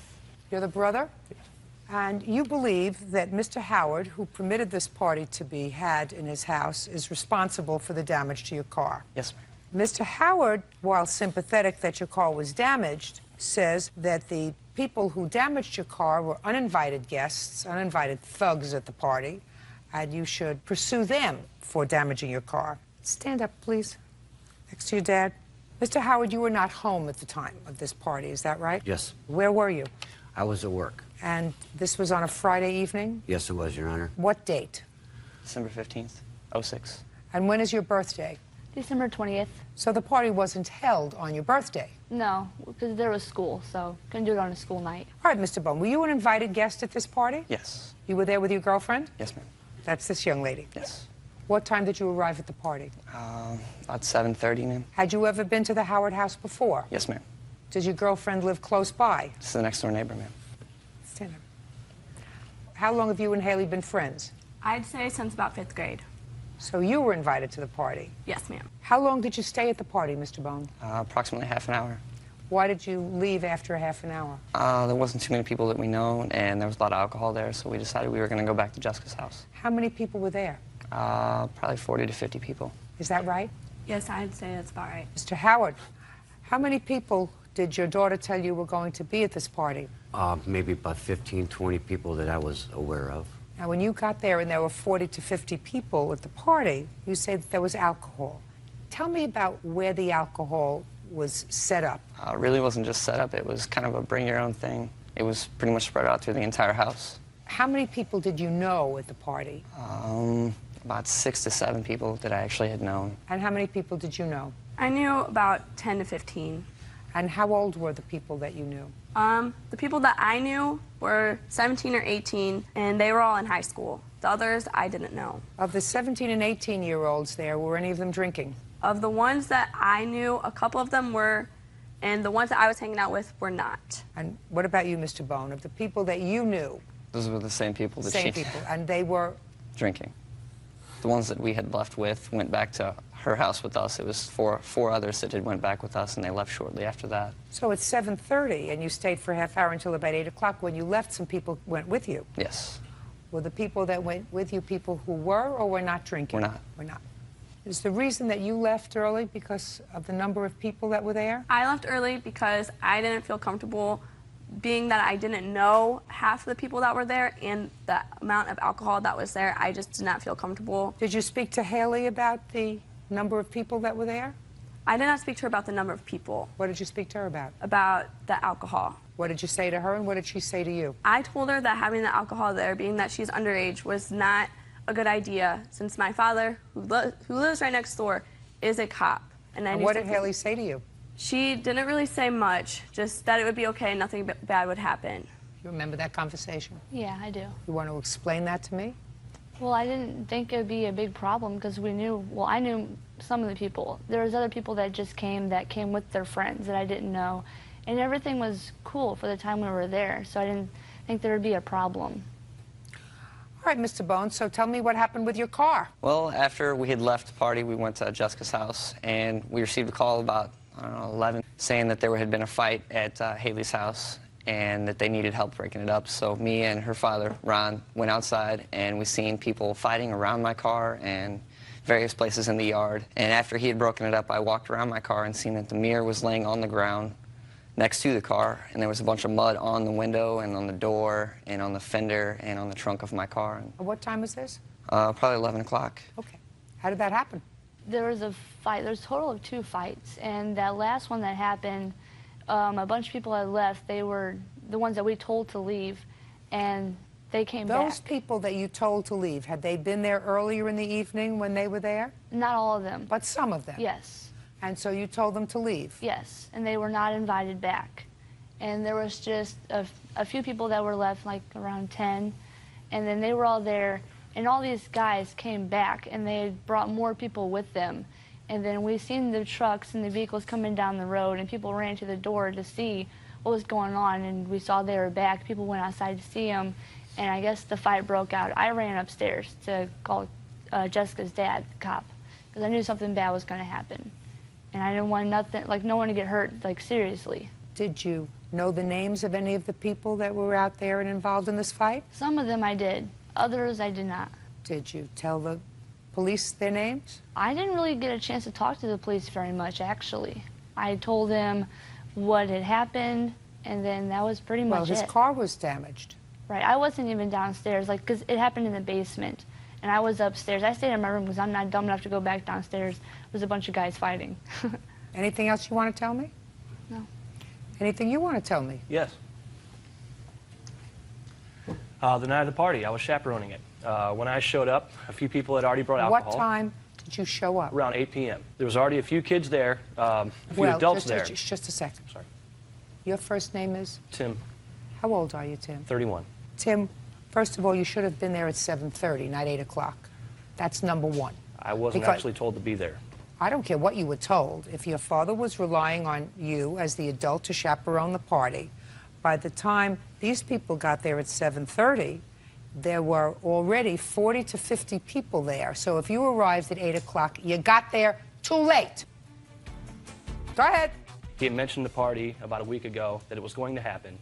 And so we didn't get on the same page, but I showed up at home at 8 o'clock that evening, and it was going on. Oh, just a second. So that you were not asked to chaperone the party? I was asked to chaperone, but we didn't, somehow he didn't mention to me that it was going to be that day. Ah, perfect. Mr. Howard, this is not looking good for you, sir. I want you to understand that. Are you getting the fact that this is not looking good for you? Yes, Your Honor, I do. I'm going to hear the rest of the scenario from your son, but this is not looking good for your team. Right. Go ahead. Okay, so I show up around 8 o'clock in the evening. There's about 15 people there. 3 of them already had alcohol with them. They were already drinking. So I checked their IDs. I made them go downstairs with the people that were over 21 to play pool. Everyone else that was under stayed upstairs. I stayed down there with them for a while. Every once in a while I walked upstairs, checked on some people. I let Haley watch everybody else upstairs. I didn't notice anybody drinking up there. When I went back downstairs, I was watching people playing pool. Shortly after that, within a half hour or so, about 50 or 60 people just barreled in the door. I knew I couldn't handle all these people. Let me explain something to you. Yes. These people came to a party at 7:30. This young lady has been a friend of your sister since the 5th grade. These people tell me that the reason that they left at 8 o'clock was because there were 40 to 50 people there at the party. That wasn't until So about 10 I'm o'clock. speaking. Many of whom they didn't know, and there was underage drinking there. Now, they were coming to a party that day. She was coming there because she was a friend of your sister's. So who do you think I'm going to believe? The people that left at 8 o'clock because they felt so uncomfortable there that they left a party and they took 4 people with them? Or you think I'm going to believe you, who was downstairs watching some people play pool? Do you get it? You get where I'm going? Sit down. Now, Mr. Howard. Yes, ma'am. You have 30 seconds to tell me why this isn't your responsibility. I feel I'm just as much of a victim as Mr. Bone here because of the fact that I've got property damage, which I have some pictures to show I you. couldn't care less about your property damage. You brought that on yourself. Okay. I don't know who these people were. They were uninvited, and they just showed up with bats. And How old are you? I'm 54. They didn't show up with bats, sir. They were at the party, many of them. During the course of the evening, they were thrown out of the party, and they went and they got more people to come back with them. But some of the same people, according to your daughter, because she first said she knew who some of them were, and then she said, well, I don't know, I was in my room, I didn't want to go. She knew the names of some of them who came back. They just came back with more people. Now, you were working Friday night? Yes. Do you work Saturday night? Yes. Do you work Sunday night? No. Then that's the day you should have had the party. Not on a night when you're not going to be home. If you choose to allow your teenage daughter to have a party in her house, and you believed her, which is the first mistake with regard to a teenager to begin with, right? That they're going to have a handful of people, 15 people, that turns into 40 or 50, and you don't make adequate arrangements for supervision, which clearly you didn't make because, according to your son, you had discussed this party but hadn't made any definitive plans for him to chaperone it. That's what you told me. I wasn't. Well, that's your problem. When you open your house to teenagers and you're not there, you're going to be responsible for anything bad that goes on in that house. Fortunately, it was just his car that got damaged. But if somebody had been sexually molested in your house, some 17-year-old, you wouldn't have a house anymore, sir. You wouldn't have a house, you wouldn't have a car, you wouldn't have a bank account, you would have nothing because it would be your fault.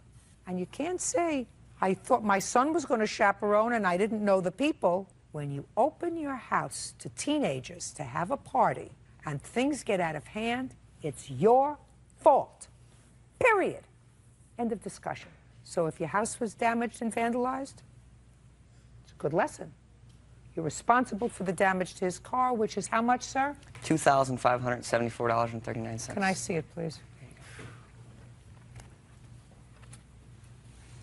You have pictures of the car? Yes, ma'am. I'd like to see the pictures, too. They're not very good pictures, but they are there.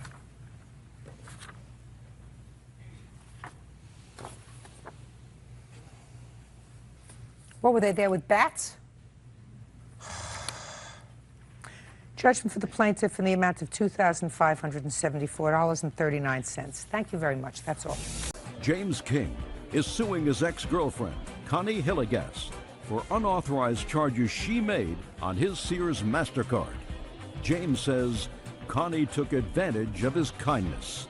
Mr. King, you and the defendant were involved in a relationship, and according to your complaint, you gave her a credit card. The credit card was your sole responsibility. Did it have her name on it? I placed her on the account, yes. The payment of it was your responsibility? Yes. Solely. And it was, for what purpose did you give her this credit card?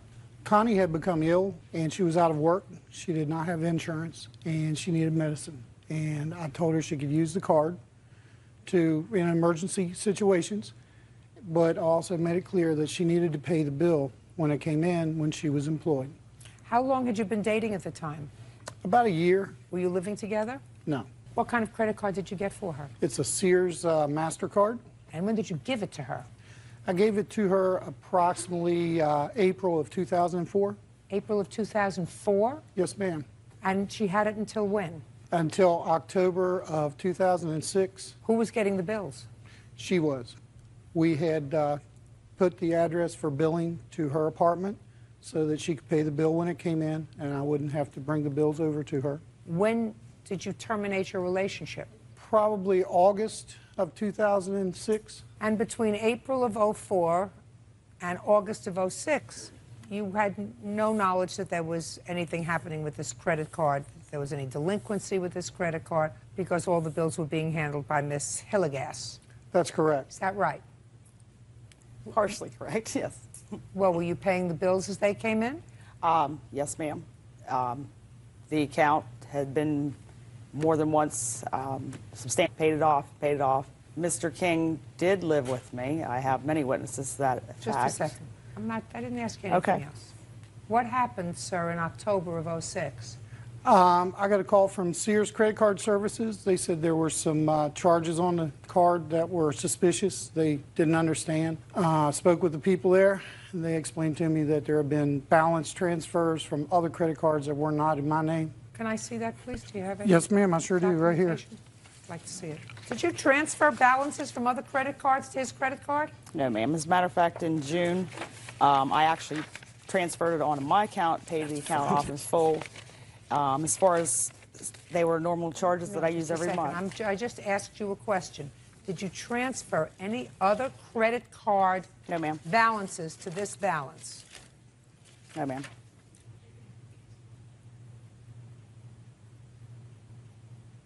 You did transfer. Capital One card, Merit Bank card, $700. What was the date on that? October 5th. Then you had a charge of $295.52 on October 3rd. So you did transfer accounts. I also have right here a $1,500 payment that I tried to make on the account. I don't care what you tried to do. What I'm telling you is you transferred other accounts to this account. And I tried to reverse them, but Mr. King would not allow me to, and I was informed. Why did you do it to begin with? To try and get this resolved and get this account paid off. How do you attempt? In October. Listen to me. Sure. Come on. How old are you? 42. Don't try to pull wool over my eyes. I'm not. Piddle on my leg. You don't add $1,400 to the account in an attempt to pay it off. It's ridiculous. Those were How also much is bills left E that he on the made. account? $2,719.47. Okay, and you want your money? Yes, ma'am. Ball's in your court. The account numerous times went back and forth for 3 years. I paid on the account back and forth. He was living with me over 2 years. Mr. King called and told me that in no circumstances was I to have anything to do with that account at any time, or he would press charges against me for fraud. I had tried to make a $1,500 balance transfer to the account. You know, I don't understand the word you just said. I mean, I don't understand the relevance of a word that you just said. Because I tried to pay on the account. He forced it and said I could not. I want to know why you don't owe him this money. What's your defense? My defense is Mr. King lived with me for almost 3 years. He never paid me a dime. So who cares? It went back and forth for What's different back things and that I've forth? I gotten don't for it. understand. What's back and forth? Things that I've paid for, he said the account, if he'd left the account alone, I would have gladly paid it. He wanted me to make cash payments to him on a monthly basis. Because of his temper and other hostilities, I didn't want to have to be Do you know that I responsible to don't make believe payment. a word you're telling me? That's not a word you're telling me. That's fine. I think what happened was, who broke up with whom in August? I ended the relationship. Well, if you ended the relationship in August, then she went on a spending spree. And she was really going to get you because she transferred the other balances to this account. She was really angry with you, Mr. King. Yes, ma'am. Well, that's too bad. You know, things come, things go, back and forth. With that, Actually, you ma'am, it owe was him actually September $2,719. Pay him. That's all. Step out. Thank you.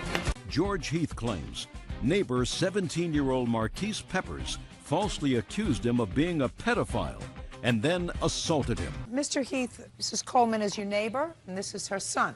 Affirmative. Hmm? Affirmative. You are 17. Yes, ma'am. But large for your age. Yes. And it is your claim that Miss Coleman's son assaulted you. Assault and battery, ma'am. Depends on where you live. And you want to be compensated. And Miss Coleman and her son say that you started it, and he just finished it. So, what's your first name? Marquise. How long have you and Mr. Heath been neighbors? I don't know how long he's lived there, but I lived there for 2 years. How long have you been there, Mr. Heath? Since May of 2006. So a little less than a year. Affirmative. A year. Have you gotten along for that year that you've been living there? Up until recently. What happened recently, Mr. Heath? On April 25th of 2007, I was outside my door. Mr. Peppers was also outside his door. He was calling me a pedophile. He was saying I should never, never, never say the name of his little sister. I admit I may have started behavior that was more of an interest to a proctologist. But I don't know what you mean by that, sir. I was upset that being called a pedophile after 30 years of being a registered nurse here in California. So he was calling you names and told you never to mention the name of his sister. What did you say to him? Well, he challenged his authority by claiming that if I said the name of his sister one more time, that he would beat me down. Being that I was very upset because of the general rumor within the neighborhood of me being a pedophile, I did say her name. Her name is Sanji. And then what happened? I repeated it a few times as he came So you taunted closer. him. You were grown-up. Yes, I was an angry You were a grown-up. grown-up. You were an angry grown-up. Yes. And he had called you a vile name. Quite, ahead. especially when I have no record anywhere. I understand you have no record anywhere. Okay. Got it. So you were taunting him, and what did he do? He pushed me, and then, you know. How did he push you, Mr. Heath? I do believe, I will take his word for it, that he belly bumped me. Okay. I turned to catch myself, and I was struck on the back. I cannot say exactly if it was him or his friend LJ, but I did sustain an injury to my back. Him? He was right next to him, shoulder to shoulder. So they both came over to you after you had repeated his sister's name several times. Affirmative. And he belly bumped you. When you turned around, somebody hit you in the back. Yes, well, turning around in that, I was trying to catch myself as I was falling. And as a result of that, were you injured? Yes, I have a report from my chiropractor that I have injuries from T6, that's thoracic spine vertebrae 6 to 7. These were significant enough for me not to be able to work for 2 months, which I have documentation from my employer of such. All right, Mr. Pep, let me hear you, sir. Yes, ma'am. On the day of that incident, the day before, we had got into like 2 days before we got into an argument. About what? I was sitting outside because my friend stayed next door to him. And I was sitting outside talking to them, and then my sister... Talking to whom? My friends that stay next door to him. And so I'm sitting outside, and then my mom calls me, and she sent my sister to come get me. And my sister comes, and she says, Marquise, your mom wants you. And then so he reaches over, and she's in between these stairs. And he reaches over and pats her on the head. And I say, man, don't touch my sister. Why not?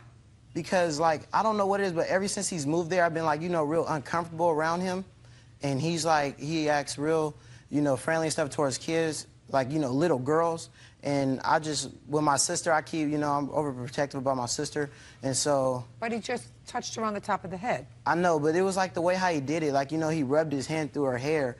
And like, you know, and I didn't like the way it happened, but I wasn't disrespectful to him. I just said, can you don't touch my You sister? said, don't touch my sister. That's all you said to him. Yeah, but as I said that, my mom walked out, and I told her what happened. And then so they got into an argument. Did you get into an argument, Miss Coleman, with him? As I walked out, I heard George yelling at my son, and all I heard was the end of the conversation. And I asked What him did you hear? He was calling my son ignorant and a pervert for saying what he said or whatever. Well, did you say anything to him? I said, don't touch my sister's head, and he called me a pervert because he said that I was looking at him as that, like, I don't know why he said it, but he just called me a pervert because I told him not to touch my sister. And then?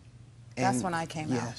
And I heard them arguing, and my son said, George touched Sanji, and that's when I went to tell him he doesn't have to put his hands on her, do not touch her. Did your son tell you how he touched her? No, well, the thing. Well, why didn't you get that information, Miss Coleman? I did. When I came over, he said Sanji, he touched Sanji on the head. And right then, when she said he touched Sanji, I just verbally told him, you know, to keep his hands off my daughter, and I asked my children to come into our yard. Okay, so that was a couple of days before. Yes, ma'am. And then what happened, Mr. Pepper? And then the day of the incident, we were outside, you know, we played basketball and all of that outside, and George comes out and was playing the guitar to the little girl in the window, and I was just sitting there. Playing a guitar? Yeah, playing a guitar and singing to her. But he's sitting there playing a guitar to her, and that's not my relative or anything, so I didn't say anything about that. And somehow he got into an argument with other kids that was on the block, and so they were arguing, and somehow they said to him something about, oh, you touch kids and stuff, and he was like, yeah, I touch a lot of kids. And he started naming off kids on the street, like girls and stuff that he's touched, and then he somehow said Sanji's name, my sister. And then so that was when I got into the conversation. I asked him, I said, man, don't talk to my sister. Did you call him a pedophile? No, I've never called him a pedophile. Did you call him a pervert? No, I've never called him a pervert. What did you call him? I didn't call him anything. I just said, do not touch my sister. Okay, and what did he say to you? And he got into an argument with me, calling me a pervert and that I'm immature and stuff because I'm calling him out on stuff. And I'm like, you know, I didn't say anything. All I said was, don't touch my sister. And then so we're sitting here, we're arguing. And I stepped back, and my friend was with me also, and he was talking to him. He was like, there's no need for you to say her name. And I pulled him back, and George says it again. He was like, oh, what do you mean, Sanji? And I was like, don't say her name. And then so he takes off his glasses, and he untucks his shirt, and he steps up to me, and he says, what do you mean, Sanji, Sanji, Sanji? And so I had chest bumped him, and he, you know, it was like a fake stumble type, and he just stumbled back and hit the wall and purposely fell to the ground. And he made a lot of like weird noise and stuff that, you know, you could tell that it was being act.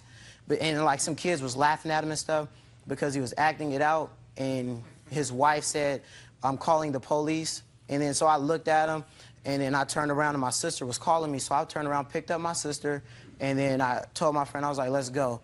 And then we walked to his house. Mr. Pepper. Yes, ma'am. What facts do you have that suggest to you that Mr. Heath's intentions with regard to the kids who play in the neighborhood, either singing to them or patting your sister on the head, is anything other than just genuine caring for children? It's because of the way like he does it. It's real weird, you know. I don't feel comfortable around him. And for that, I don't feel like my sister should be around him. I've never been disrespectful to him or anything. You assaulted him, sir. No, ma'am, but yes, you prior to the did. incident, You assaulted him, sir. He was taunting you, which is not very smart of a grown-up man to do. Yes, ma'am. Not very smart to a big 17-year-old, you know, who certainly outweighs him and certainly outmuscles him. But you have no right to put your body on him in any way. You should have been smarter, sir. Yes, ma'am. Now, but I had to confront the lie. Mr. Heath, have you ever been arrested for a sexual offense on a child? No, ma'am. The next question is irrelevant, therefore, and you've never been convicted. Is that correct? No, ma'am. You have any children of your own? Yes, ma'am. We have 4 biological children and 1 foster child. How old is the foster child? She is 32. So you raised her? Affirmative. And your 4 children, how old are they? We have a boy who's now Sergeant George Heath of the 3rd Armored Cavalry Regiment. We have twin boys, Pete and Repeat. One is Staff Sergeant Joseph Heath of the 11th Armored Cavalry Regiment. Our other son is Specialist David Heath, who recently was, last week, was taken out by shrapnel in Baghdad, but he's doing just fine. He'll be in the United States today. And then my daughter, Rebecca Heath, she's 23. She's a certified nurse's aide and a senior in health administration. Have any of these children visited your home? Yes. You live in your home with your wife? Yes. How long have you been married? 31 years, ma'am. Mr. Pepper. Yes, ma'am. We are supposed to rejoice in the differences among people in this country. That means that not everybody is made the same. I know that. Some people say affirmative rather than yes. Some people may appear to be, to you, a little peculiar. But that doesn't make them a pervert. No, ma'am, I've That never... doesn't make them strange. That wouldn't inspire me to say to somebody who's the father of 4 children, don't put your hands on my sister. Now, if you said to me that he hit her in the behind or tapped her in the butt, I would say, go over there and you can knock his lights out. But what you told me was he patted her on the head, and you just didn't like the way that looked. And you went outside, and all you heard was your son saying to you, he touched your daughter, and you blew. You didn't listen. I think that what you have to do is celebrate the differences amongst people, Mr. Pepper. You have perfect right to say to your daughter, listen, I don't want you to go over to neighbors, strangers, or whatever. Absolutely no business, despite the fact that Mr. Keith was not smart. Yes, ma'am. Has no right to go over there and chest bump him, belly bump him, or whatever other kind of bump him he did. His lawsuit asks for $1,700. He's going to get that. You have a counterclaim. Counterclaim is that he filed false charges against you with Child Protective Services. When did he file charges against you with Child Protective Services? Per the letter, it says on 5/2 that there was an investigation. And what makes you think that it was Mr. Heath who filed those charges? Okay, when we went to court for a restraining order, that was denied. Mr. Heath subpoenaed the CP. Who went to court for a restraining order? George filed a restraining order on me and my son. Well, he should have. Right. Your son used force against him. Right. Was it granted? No, they were both denied. Oh, that's ridiculous. In my judgment, it's ridiculous. What grounds do you have to file for an application for a protective order against Mr. Heath? Because when the incident happened, my daughter constantly goes over there, and it's like everywhere my daughter is, he's behind her. Like it's in a place that he goes across the street that my daughter plays at. He's never over there, never over there. But every time my daughter is over there, George is over there. You know what I'm saying? It's like it seems like everywhere my daughter is, I see George. Normal places where he doesn't go. He's normally in his yard. Like he comes in my yard and uses the water hose. He was told by the judge, he was told by the police officers that he keeps calling on me to stay away from us. We were told to stay away from each other. I agreed. But he constantly, like, if my daughter's in the yard, I don't let her out the yard because of the situation. I'll make her stay in the yard and ride the bike. George will come over, open the gate, and use the water hose, or, you know, just do stuff to, you know, to have me try to have confrontation towards us. What proof do you have that Mr. Heath called I don't have proof that he called, but for our restraining order, he had all the information. How does he know that CPS came to my house? When we went to court, he filed a subpoena for the CPS worker to come to our restraining order. That's how I assumed that he called, because... Did you have that information, Mr. Heath? The reason I know that Ms. Johnson is a child protective worker is that she was at Ms. Coleman's door, and when I saw her, and I said, I don't think Ms. Coleman's there. She asked, you know, who are you? I identified myself and where I live, and then she identified herself, and we went into my apartment, and we had a discussion concerning, well, actually, one of the things we discussed is whether or not I am a pedophile. Obviously, I'm here, not arrested, so she felt there was no basis for the allegation that I'm a pedophile. Did you make a call to Child Protective Services, sir? Can I leave that under confidentiality? See what I'm saying? Well, yes you or see, no?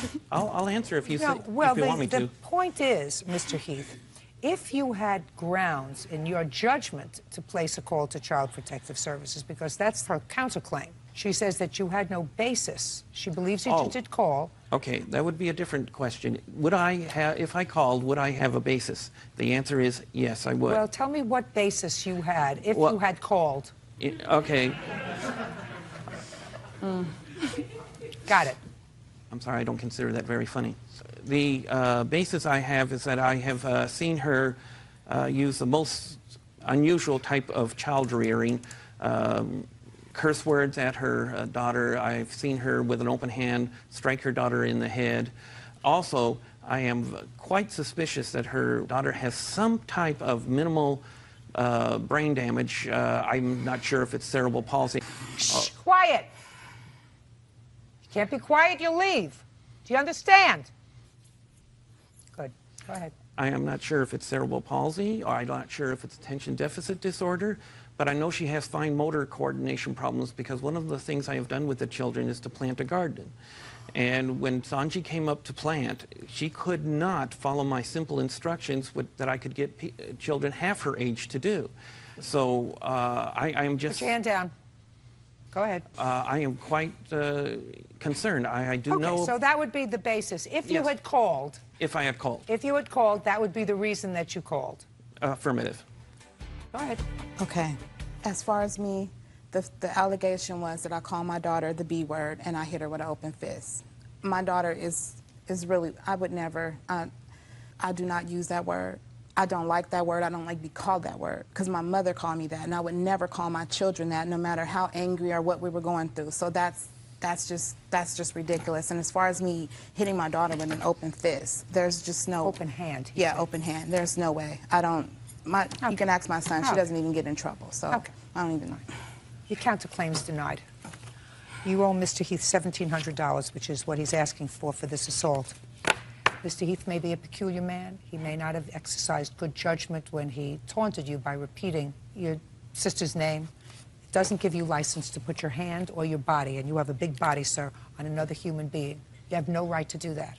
As I said, there is no indication today that Mr. Heath is anything other than maybe a slight bit odd. I resemble that remark. Right.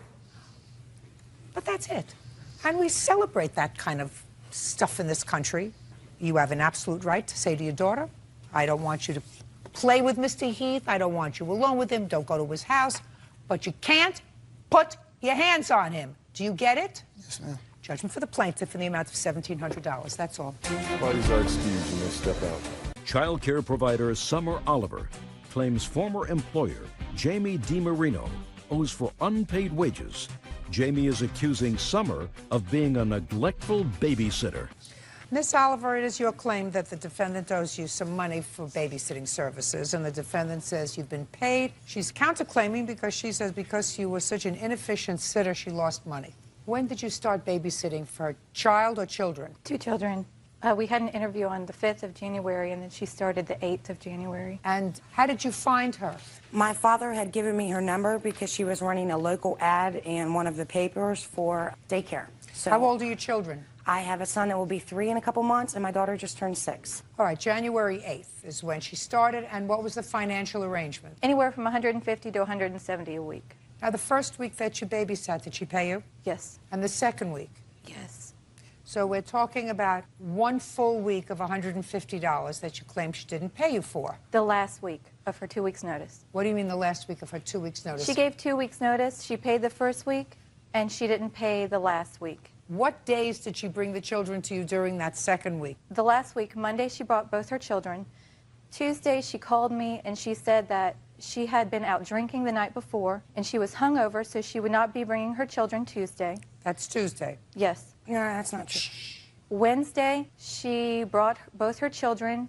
Her little son had a terrible diaper rash, and he had diarrhea at my house that day. I called her to come pick her son up because he was ill. I actually had to take him upstairs and bathe him because he had defecated all over himself and all down my carpet. Okay, go ahead. The next day, Thursday, she brought him. He had defecated in his pants. So he was soiled again? Yes, he was. What about her daughter? Her daughter had diarrhea that morning, but she went to school. Well, she's 6. Yes. Just a second. But she was there at your facility, at your home? Yes. The daughter, until she went to school? Correct. Okay. And Friday? Thursday, when she came to pick up her son, I called her and said, he cannot stay here. He is ill. I have got to put my other children in high chairs and fasten them in, and I have to take care of him. And it's dangerous. It's not respectful to my other kids or for me. I said, you need to pick him up. And she became very angry, saying he was not ill, and she tried to pass it off. Okay. Ms. DiMarino, why did you give your 2 weeks' notice? It's because I noticed that the level of care wasn't necessarily where it needed to be. The week right before I gave my 2-week notice, my son had his hand slammed in the door. He was unable to use his hand for a couple of weeks. His fingernails, in turn, fell off. I was never notified. I was never called. The first time I found out about this was when I arrived at her house. Now, my children seem to like her. However, she did not work well for me. Sometimes my job demands that I stay later. I can unfortunately never count on her to do so. I realized I'd made a bad mistake, and my previous child care provider had been in Egypt on vacation for over a month, so I decided to go back. I gave her my 2-week notice. When you gave her your 2-week notice, the first week your children went to her home. Yes, ma'am. Every day? No, ma'am. She went to a funeral that week. That was complete oversight on my part, and I paid her for the full week. Did you go to a funeral that week? Yes, ma'am. What day did you go to a funeral? Tuesday. Were you available to babysit? I was not. Were you paid? I was. And everybody else paid the full I don't care what everybody else did. Everybody else is not suing. Well, I gave her credit of $120. The 3 days, I've added a $10 late fee as per our agreement that we had. Just a second. It's not a late fee. There is a dispute as to whether or not you're entitled to be paid. So forget late fee. Ma'am, she signed an agreement with me that she would pay a late fee. Listen to me very carefully, which is why you are here. Do you understand? I want you to forget late fee. That's not happening. She signed a contract that said that she would pay. Listen to me. Regardless if her children were ill. I want you to pay careful attention to me. Anywhere in your contract does it say if you are unavailable to babysit, you get paid anyway? No, ma'am. So that some things are not covered by a contract. Is that right? Right, but others When are. there is a dispute as to whether or not you are entitled to payment, that falls outside the contract, just as the fact that you had a funeral to attend and you couldn't get anybody else to cover for you because your job is very personal in nature. Correct. So when you can't babysit for people whose jobs depend upon you doing your job, very often they lose their wages from their job. Correct? Do you understand? Yes. That's why sometimes contracts don't cover every eventuality. You are not entitled to be paid for the day you took off. I'm not asking for that. But you were paid. That's why I gave her credit the next week. But you were paid. Well, if you gave her credit the next week, let us assume that you're entitled to $150 for the week. That would mean that you are really only entitled to $120. Yes, ma'am. And you're suing her for $150. So now we're down to $120. Now, you explain to me why you don't feel as if your children went there Monday, Tuesday, Wednesday, Thursday. Yes, ma'am. They were not there Tuesday because I had some prior arrangements. That has nothing to do with her. Absolutely. That has no use. You have to pay her for that. I had every intention upon paying her. Had my son came back being said that he was sick, which is what I told Miss Oliver on Thursday when she called me and said, you are aware you do owe me $120. And if you do not pay me by Friday at midnight, I will start adding $10 late fee. I said, that's fine. You're entitled to do whatever you need to do. However, my son will be at the doctor's at 4:30 today. If he is given a clean bill of health, I will not pay you a dime. If it is said that he was sick, I will pay you. My son was taken to the doctor. He wasn't sick. There was nothing wrong with him. She's the only person. Show me the doctor's letter. Yes, ma'am. My doctor is semi-retired, so all I could get was their notes. He won't be back until Thursday. State of Virginia will not release the records to you. Well, then that's not particularly helpful. I know it's not. It's the best I could do because Dr. only comes in a couple times a month. However, I have a statement from my sitter. I don't need a statement. I don't read statements She's from giving you. I birth in 2 don't weeks. read statements from your sitter. She can't. I don't read statements from your sitter. Yes, ma'am. Okay. You know, sometimes when a child has an upset stomach, it doesn't necessarily mean that they're sick. Yes, ma'am. But sometimes it does. And sometimes, if the daycare provider believes that the other children in her care are at risk, yes, ma'am, then the prudent thing for her to do is to say, listen, I don't want to risk the other children's health here. So, but there is no question that you owe her $120. Even for the fact that I paid a separate daycare provider for that whole entire week, and she kept my children for 3 hours. Listen, if for some reason you were unhappy, I was. You should have done what every reasonable parent does, which is not send your children at all. If you questioned her ability to care for your According to this, what? According to her contract, I would have been liable. Are you kidding me or what? That's what it says. No, are you kidding me or what? I mean, you're telling me that you question her ability to care for your children, but according to the contract, you'd be liable to pay for them anyway, so... I would, unless without 2 weeks. Yes, ma'am. Let me ask you this question. You take your children to an amusement park. Yes, ma'am. And you buy your ticket. Yes, ma'am. And after you buy your ticket, somebody in the amusement park says to you, you know, I heard that yesterday 4 children were killed on that ride that you're going on. Now, you got your ticket in your hand. What do? You don't go. You don't, just a second. You don't go.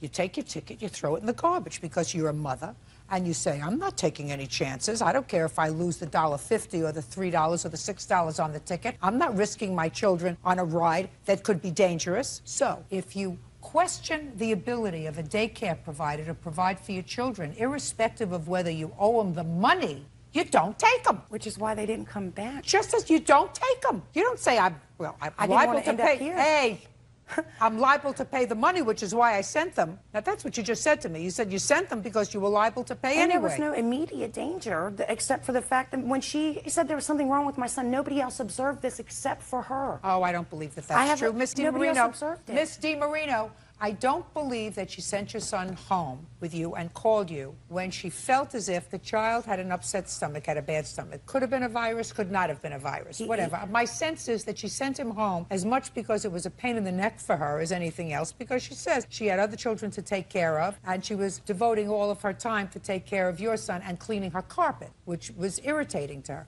Well, that's unfortunate. That's what you have to do when you take care of little babies. That's what you get paid for. In any event, you owe her $120. It was a bad experience. You got to pay her. Stop being a crybaby. If you didn't take your children there at all, and you said to me the last week, look, I felt my children were at risk at her house, and therefore I'm not taking them, and you didn't take them, I might have had a little sympathy for you. But you took them.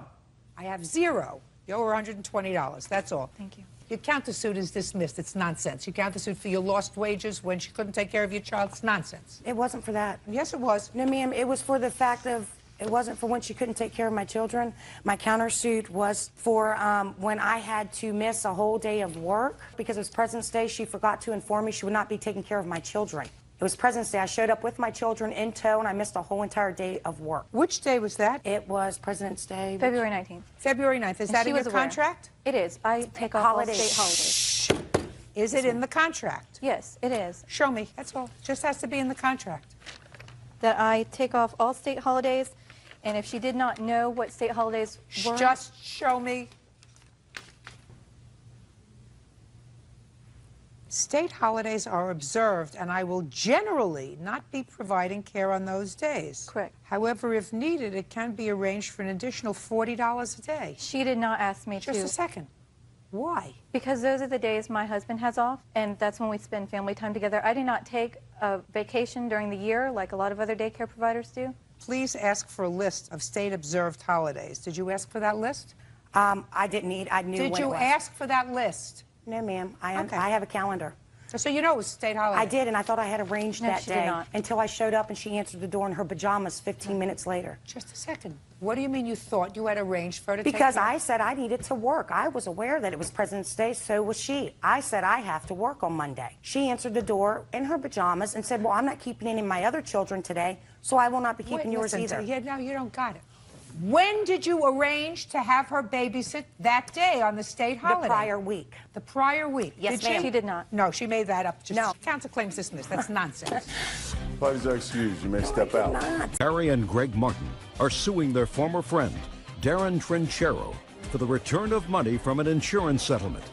Darren claims the money is his. Mr. and Mrs. Martin, you purchased an automobile from the defendant, who was a friend of yours. And according to you, the agreement was you would make payments on this car because, I don't know, did you have a loan outstanding on the car? Yes, Your Honor. And at the end of, when the loan was satisfied, he would turn the title over to you. You maintained the car, you paid insurance on the car, and then the car was in an accident. That's correct. According to you, the defendant told you that he had received a small settlement check for the accident, but you were also injured in that accident. Yes. And when you received your settlement, you ascertained that he had received thousands of dollars for the car. That's correct. And you feel as if that money should be yours. Mr. Trinchero says he doesn't think so. So I need some information. When did you purchase this car, Mr. Trinchero? Back in '04, and I do have a copy of that document. I'd like of to the see original it, please. purchase. There you go.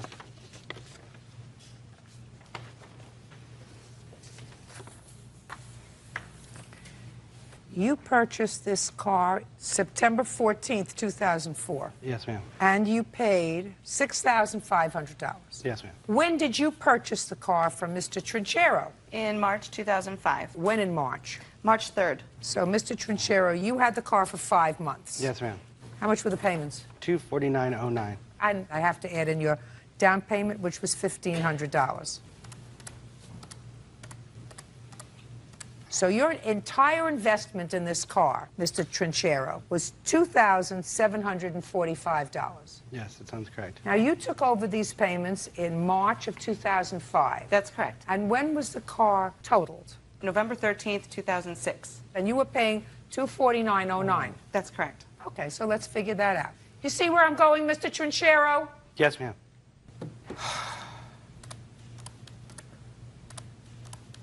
So they invested in the car $5,229. Right. Now, how much of a check did you get for the car, sir, when the car was totaled? The value of the car check was $4,900, which I have a copy of here. Let me see it. There you go.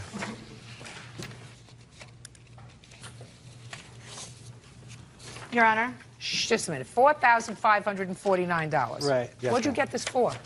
That was for the balance of the car that was worth, because I was a lien holder on the car, the owner of the car. After, Why should you get all this money? Because during the agreement, back on 03 of 04, there were many stipulations to the contract, such as carrying insurance on the vehicle, also notifying me of any address changes that they had or anything. Oh, stop it. You're being a big baby and you're nitpicking, Mr. Trinchero. Mr. Trinchero, let me ask you this question, sir. Yes, ma'am. If they finished paying off the car in 3 months and it hadn't been in an accident, would they have gotten the title? Not if they would not have carried full coverage insurance like our What contract difference said. would it have made? Because I accepted liability Just a for second. the car. Just a second. Mr. Trinchero, did you pay for the insurance? Yes, I did. I carried it till 2006, which was not part of our Just a agreement. second. You paid for the insurance Right. until when? From the beginning of the contract until 3/3 of 06. 3/3 of 06. The car was in an accident in November of 06. Right, I had coverage on the vehicle at the time. You just told me that you had coverage in the vehicle until March of 06. Right, 3/3 of 06 was my Well, coverage. March would be the third month of Yes, the year, ma'am. sir. Uh-huh. Yes. The accident happened in November. Right. Your Honor, we had the first 6 months that we had the car, that we were paying him an additional $50 a month to keep us on his policy. Can I see that, please? Well, this here is just the copies of the. I just want to see any checks that are above. I'm speaking. The 249.09. Okay. Your Honor, may I interject something there, please? Listen, Mr. Trinchero, you're a hustler, and you did the wrong thing. And what you're supposed to do, since you got your finger caught in this miserable pot, you're supposed to say, you know what? Let's see if we can find some median. I shouldn't get a windfall over and above what I paid for a 10-year-old car. Well, right? Hey, pay attention. Right. I shouldn't get a windfall because a car doesn't appreciate in value. A car loses value. Right. So you put in $2,700. You got twice as much as you put in, and you're not entitled to it. You're here in a court of equity, sir. Right. And if you only put in $2,700, unless this car was a mint Ferrari, you're not entitled to make money on it. Do I make myself clear? Right. I'm not trying to make money. You are trying to make money on it because your whole investment was $2,745. I believe I assumed liability for this vehicle, and I lost something because of that. And Well, you my think wrong. Hey, Mr. Trinchero, you think wrong. Okay. You may have rationalized your bad behavior and your dishonesty with these people in your own mind because you lay there and you said, well, now they sent me a check because I'm on the title to the car. How do I justify not giving them at least some of this money? Well, let me see. They let Homer drive the car twice, and they weren't supposed to do that. They were supposed to keep the car in insurance and not take it out of the state. And I know they went on vacation once, and they took the car to Florida. Hey, I'm speaking. That's what you did. You laid in bed and tried to figure out how you could justify being dishonest. And that doesn't fly here. You don't justify being dishonest when you come into a court of equity, Mr. Trinchero. Right. It's dishonest, and it was the wrong thing to do. What you should have done is said, listen, we got this money. You invested $52.29 in the car. I invested $27.45. The whole idea was for me to get off the hook paying for the car because I didn't want this car anymore after 5 months. You did. Yep. Because That's not correct. if I, hey, listen. Not correct. If you didn't want to sell it to them, you wouldn't have sold it to them. Did you get another car, Mr. Trinchero? I had another car before I sold it to them. And I had no use for this, and Greg had no car. Being a friend of his, I felt that it would be an equitable thing to do that. But he did not fulfill his end of the bargain in the contract, which I thought was legal. You purchased a brand new car. Hey. I thought this was a legal contract, and it was violated many times. Then what you have to do if it was violated many times is take the car back. Exactly. Shut up. And we did try to do that several times. Which you did not do. We took many actions to do that. No, I didn't say did you take many actions, Mr. Trinchero. Did you take the car back? We could not locate them. Oh, you're so full of baloney, sir. You could locate them when you got the check. That you managed to locate them. When they got the check, you managed to locate them. First. Very, very bad, sir. I don't know how you sleep with yourself at night. I wouldn't want you to be my friend.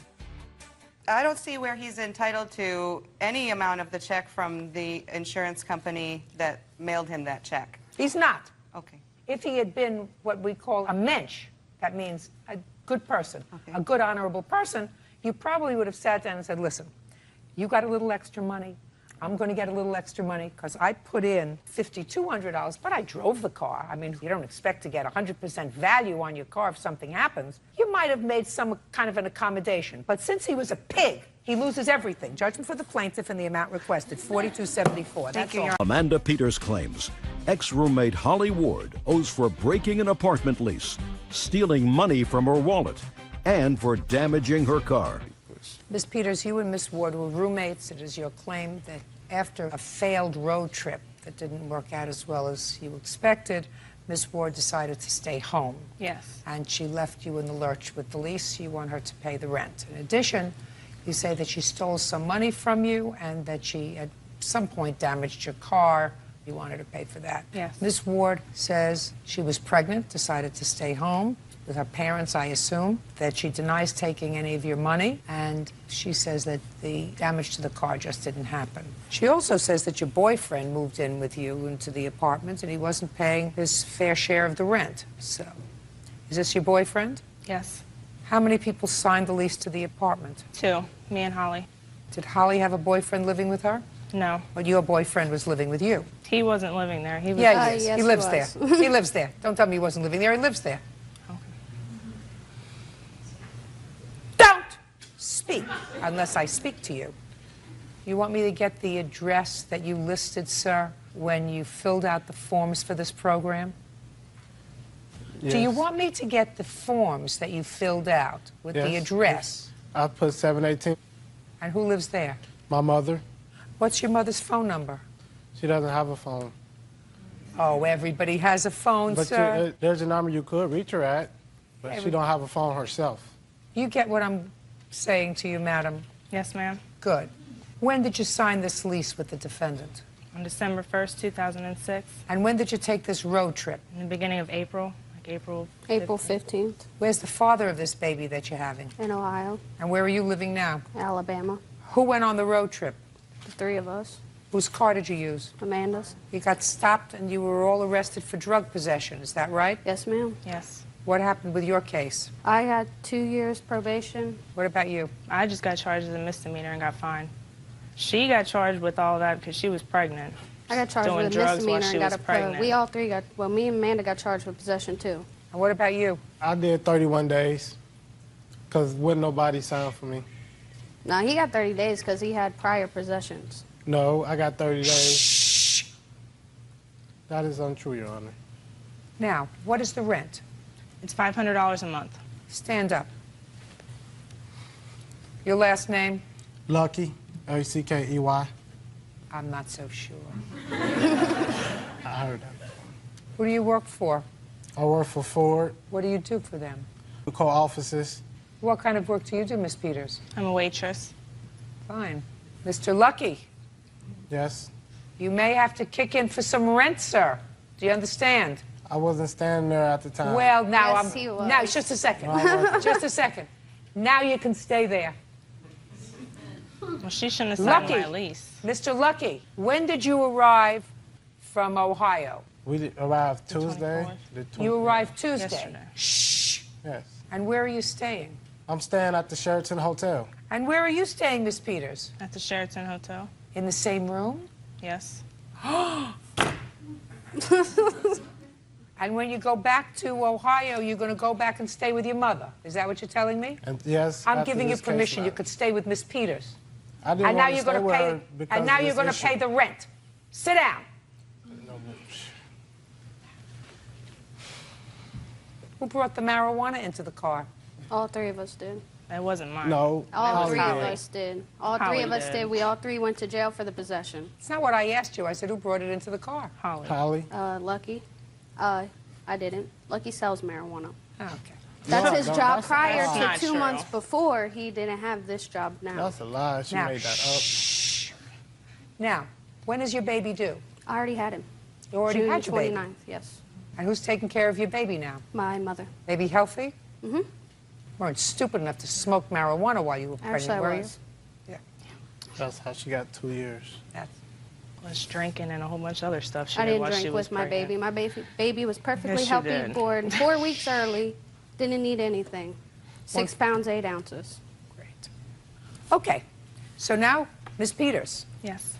Now you have your boyfriend living with you. How big is this apartment, by the way? It's a 2-bedroom apartment. Well, Your Honor, at first, when I first moved in with Amanda, it was in March of 2005. Lucky moved in June of 2005. We were all living in a 1-bedroom apartment. Then his cousin moved in, Lewis, with his baby mama, Shataya. We all 5 lived there. I still paid half the rent. Just they a didn't pay second. nothing. No. Just a second. How long? And his cousin got a job at our job. Just a second. How long did his cousin and his They lived baby there. mama live there? They lived there from What? From October till December when we got our 2-bedroom and they got their 1-bedroom apartment. What's your cousin's name? My cousin's name is Lewis, and he was not living there. Yes, he was, Your Honor. Listen, Okay, I am he'll very, manage very everybody unhappy else. about Yeah. this whole situation. All I can tell you, Ms. Peters, is now you can have your boyfriend full-time.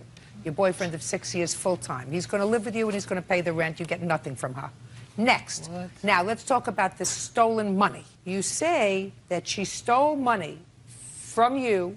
Yes. You No, know from this. her and her Shh, boyfriend. I don't want to hear you. Okay.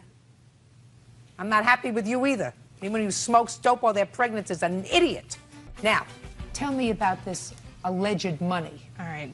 I gave my boyfriend $300 to put up for me. I was going to put my car in the shop and have some work done to it. Well, I picked him up one night. He was going to come spend the night with me. The wallet came up missing that night while he was at the house. Yeah, I went to drop him off the next morning, and the wallet wasn't there. And? And he said it was Holly all along. I mean, I really didn't think it was at first, but I found the wallet in her room when I was cleaning it out after she left. Where's the wallet? It's right here. Let me see it. Can I? Shh. Okay. When, for the first time, did you tell Holly about the missing wallet? I didn't tell her. You didn't tell her? No, she was in Alabama when I found it. You didn't call her? No. No, I'm not saying when you found it.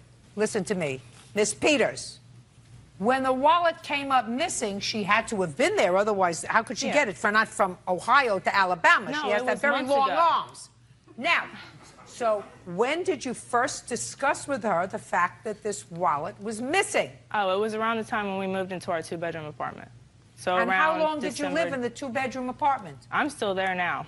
So from December until now. How long did she live there? Until April 15th. So the wallet came up missing in December. Yes. And you found it when? When I came back May 9th or 8th, I mean. Yeah, do me a favor. Return that to her. Tell me about the damaged car. She damaged my car, parallel parking it. When? In November, the first week of November November. of 06? Yes, ma'am. Show me the bill where you had it fixed. I haven't gotten it fixed yet. I haven't had the money. But I have an estimate from where we both took it in. She came with me when I No. got the estimate. Oh, well, tell me how it happened. Oh, she parallel. I She was didn't in. ask He you. was in the car. I wasn't in the car. She asked to borrow my car one day, and she brought it back with these scratches on the front bumper. Let he me was see in the the car. pictures of the front bumper.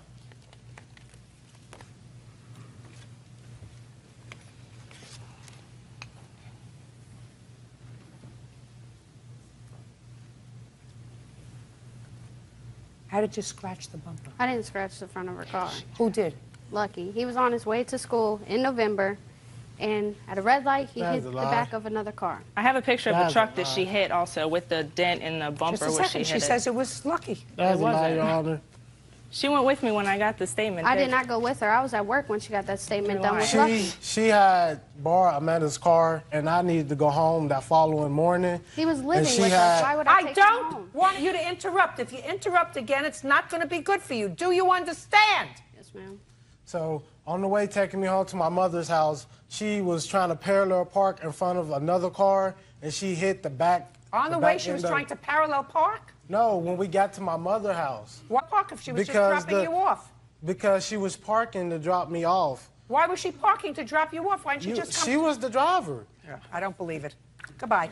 You all deserve each other. That's it. Case is dismissed. Take him outside for a Julie and David Cotton, are suing family friend, 18-year-old Dylan Strittmatter, for crashing a golf cart during their wedding reception. Dylan claims he is not guilty. Who was getting married? Julie and I. According to your complaint, Ms. Cotton, your family lives on the river. Correct. Is that where the wedding was? Yes. The defendant is the son of an old family friend, and because there was so much land and the venue was spread out, you rented 2 golf carts, sort of help people get from one place to another, especially people who might have been a little older. Those golf carts were just rented for the event. It is your claim that the defendant, without permission, drove one of those golf carts and damaged it. You're being charged by the rental company for the damage to the golf cart, and you want him to pay for it. Correct. Who saw Mr. Strittmatter riding the golf cart? Tristan Hall. How old are you, Mr. Hall? 18. What do you know about Mr. Strittmatter and the golf cart? Well, I was the guy in charge of taking people to and from the parking to the wedding, and we were at the reception. At the golf cart, with Right. the golf cart. Right. And after the wedding, we went to the reception, and we had the 2 golf carts parked over there. And we were all sitting around eating, and I saw them take off in the golf cart, and we just went out. I went out there after them to see what. Saw who taking off? Dylan and Greg. That's Dylan would be you? Yes. And who's Greg? I'm Greg. Perfect, I love it. No, I didn't ask you to go over there yet. Well, I didn't ask you to go over there yet. Okay. That is a lot. I didn't go over. Go ahead. Okay, so I went out there, and we were just riding. We were riding around for a little while. Who was riding around? Me, Dylan, and Greg. How did you get on the golf cart? Because I went out there. When I saw him riding around, I walked out there. So you walked outside, and the 3 of you got on the golf cart. Right. Well, they were on it first. I went out there after they were already on it. I went out there. Who drove? They were driving. We all took turns driving. Who drove first? Tristan drove first, but there's also a 4th person in the party. Their son Chase was also in the golf cart, and he also drove it with us. Is that right? Chase was in the golf cart, yes. So who drove first? I guess I drove first. Who drove second? Chase drove second. Who drove third? I drove third. All right, what happened next? Okay, so we're driving around, and we were just driving around with the golf cart, and after a little while, I said, okay, we should probably bring this back. So we were on our way back down this road, and that's whenever he thought he could make it through these 2 rocks, if that's what you want to call them. They were more like boulders, and then he just ran into one of them. Now, did you know you weren't supposed to be driving around in that golf cart at that time? In the back of my mind, I did. And did you know you weren't supposed to be Hey, did you look at me? Did you know you weren't supposed to be driving around in the golf cart at that time? Yes, I knew that. Did you know you weren't supposed to be driving around at that time? And I assume he wasn't supposed to be driving around that time. That's correct. So what are you suing him for? Because he had been drinking at the wedding at my mom's, and I had told him to put it down, and I saw them take off, but mind you, I'm in the middle of my reception, and I heard them, and so did my friends, hear them screaming, come on, let's go get on the golf cart. It was just those 2, and they were drunk at our wedding. They did take it. The owner of the Your son was there. How old is he? 13. What'd you do to him? Actually, both of my sons had told them, and so had Tristan, to stop, and he They was were driving driving erratically. around in the golf cart. Well, a little more than driving. He was driving erratically. Just a second. Where do you think it's all his responsibility? Because he was told to put it back, and he didn't. Who told him to put it back? All of them. They did not. They were driving around with it. They did not tell him to put it back. What are you, nuts? Listen, Miss Cotton. Yes. If you're telling me that you saw them get in the golf cart and drive around with it, and you didn't leave your reception to go and stop them from driving around with it. My oldest son actually did. He's not here. You, not your son. Your 13-year-old was in the golf cart. Right, but my oldest son also took the keys from them. Did you see that? No, but they all told me, and the They owner can't of the tell golf you anything, cart. Miss Cotton. You have a responsibility. A golf cart is an attractive nuisance. That's what it is for young people. That's why your 13-year-old got in the golf cart. He admitted to wrecking it and told us he was sorry. They were and all involved in it. If anything, he's responsible for a quarter of it, not for the whole thing. Your son is responsible, therefore you're responsible My for a son quarter. is 13. He's responsible for a quarter. He's responsible for a quarter. He's not responsible for the whole damage to the golf cart. They shouldn't have been in the golf cart to begin with. And if you saw them and you're the grown-up, you should have seen to it that they weren't in the golf cart. Can I say something? Listen, if you knew he was drinking What's the drinking age where you are anyway? 21. If he got hurt and he had been drinking at your wedding, he would have owned that house on the river. I can't control him. He's not my child. Oh, yes, you can. You can put him out of your house. He wasn't at our house. It was an open field. We weren't there. He went off in a different area. Miss Cotton, it's your responsibility when you have an event to ensure that there is no underage drinking. And based upon what you tell me, you saw him drinking and drunk at your wedding. You then saw him get into a golf cart and drive away. And it was your reception, and you couldn't do anything about it because you didn't want to leave the reception. That's what you told me. I didn't see him get in. I heard them say they were going to do it and take off, and people were Miss Cotton, I'm getting them. less and less sympathy for you. I mean, that doesn't give him any right to do that. And he's going to pay for 1/4 of the damage. But I have less and less sympathy for you. You planned a wedding, and you had a bunch of kids, including these 2 people, not only the defendant, who were drinking at your wedding. And that's your responsibility. You are responsible for the venue.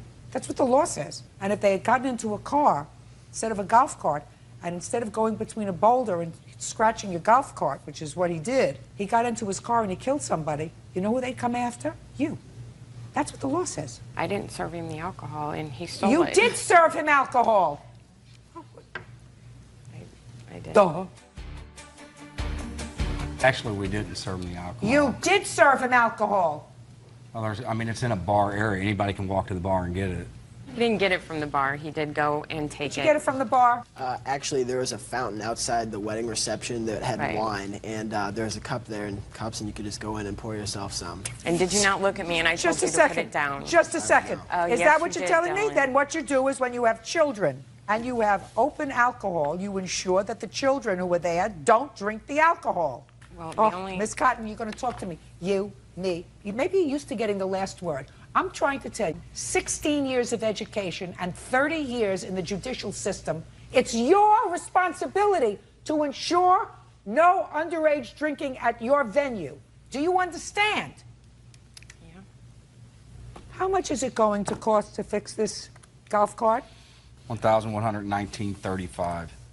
Your responsibility is $279, young man. Do you understand? Yes. Judgment for the plaintiff in the amount of $279, only because you have to accept a certain amount of responsibility. Think that's reasonable? Sure. Good. That's all.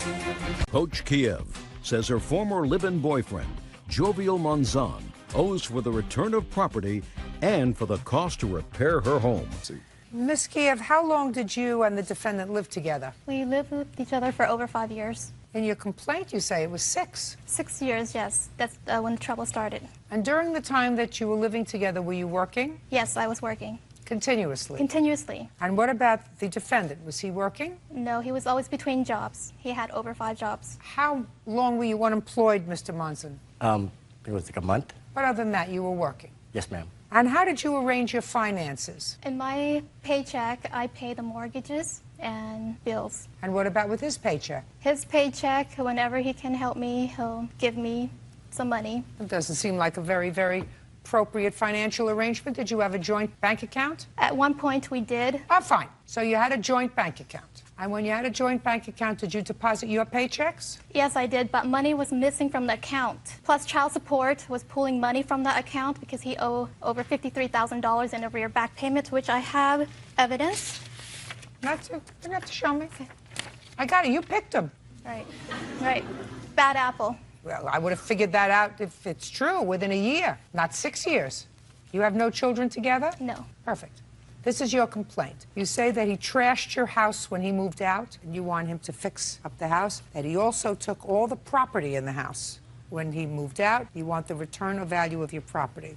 You also say that he has a car that was evidently in both your names. You don't necessarily want the car back, but you want your name off the title because you don't want to be responsible for the car anymore. Correct. Now, Mr. Monzon says that the car is just as much his as it is yours, right? Yes, ma'am. Who paid for it? Apparently I did. What do you mean apparently? What does that mean? Because she said that I didn't make the house payment, so then my check only paid the Montero, so I guess the Montero's mine then. I have.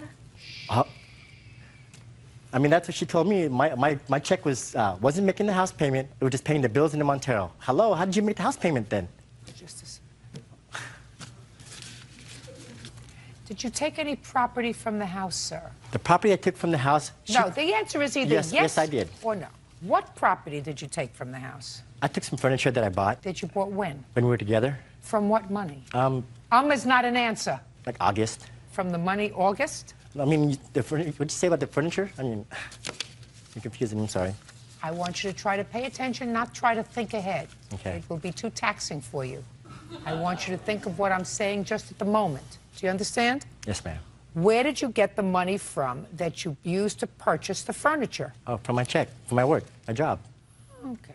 Did you deposit it in a bank account? No, I gave her my check, and I had my own money. You mean you had different money from the money that you earned from your work? Since we were no longer together, as she claimed, I wasn't going to give her the rest of my check anymore. I'm asking you about the furniture that you purchased, sir, that was in the house. Yes, I purchased it. Oh. See, this is not going to be easy.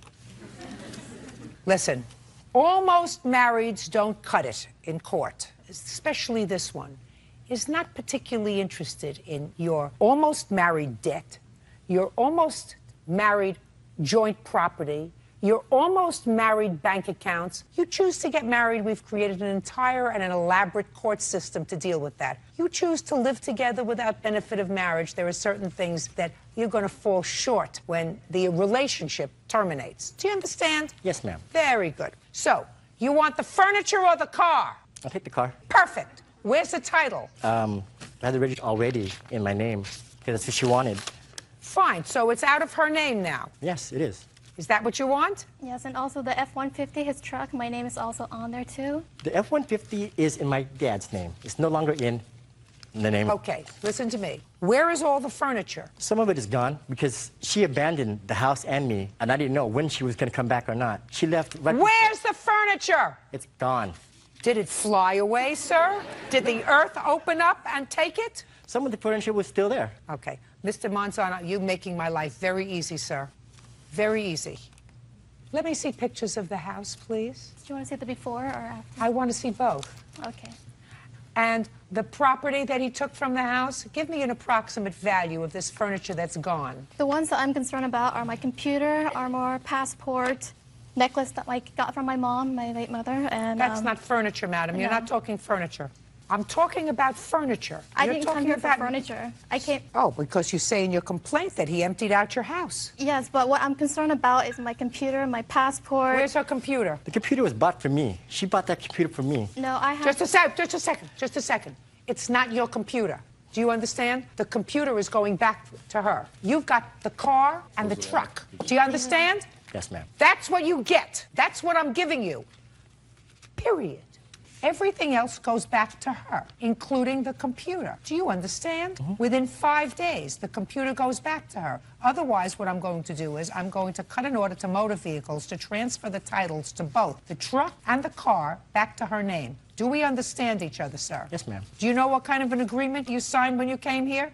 That every decision that I made, you would abide by. Yes, ma'am. Perfect. Within 5 days, the computer goes back to her in good condition. Because if it's not, I'm going to take your car away.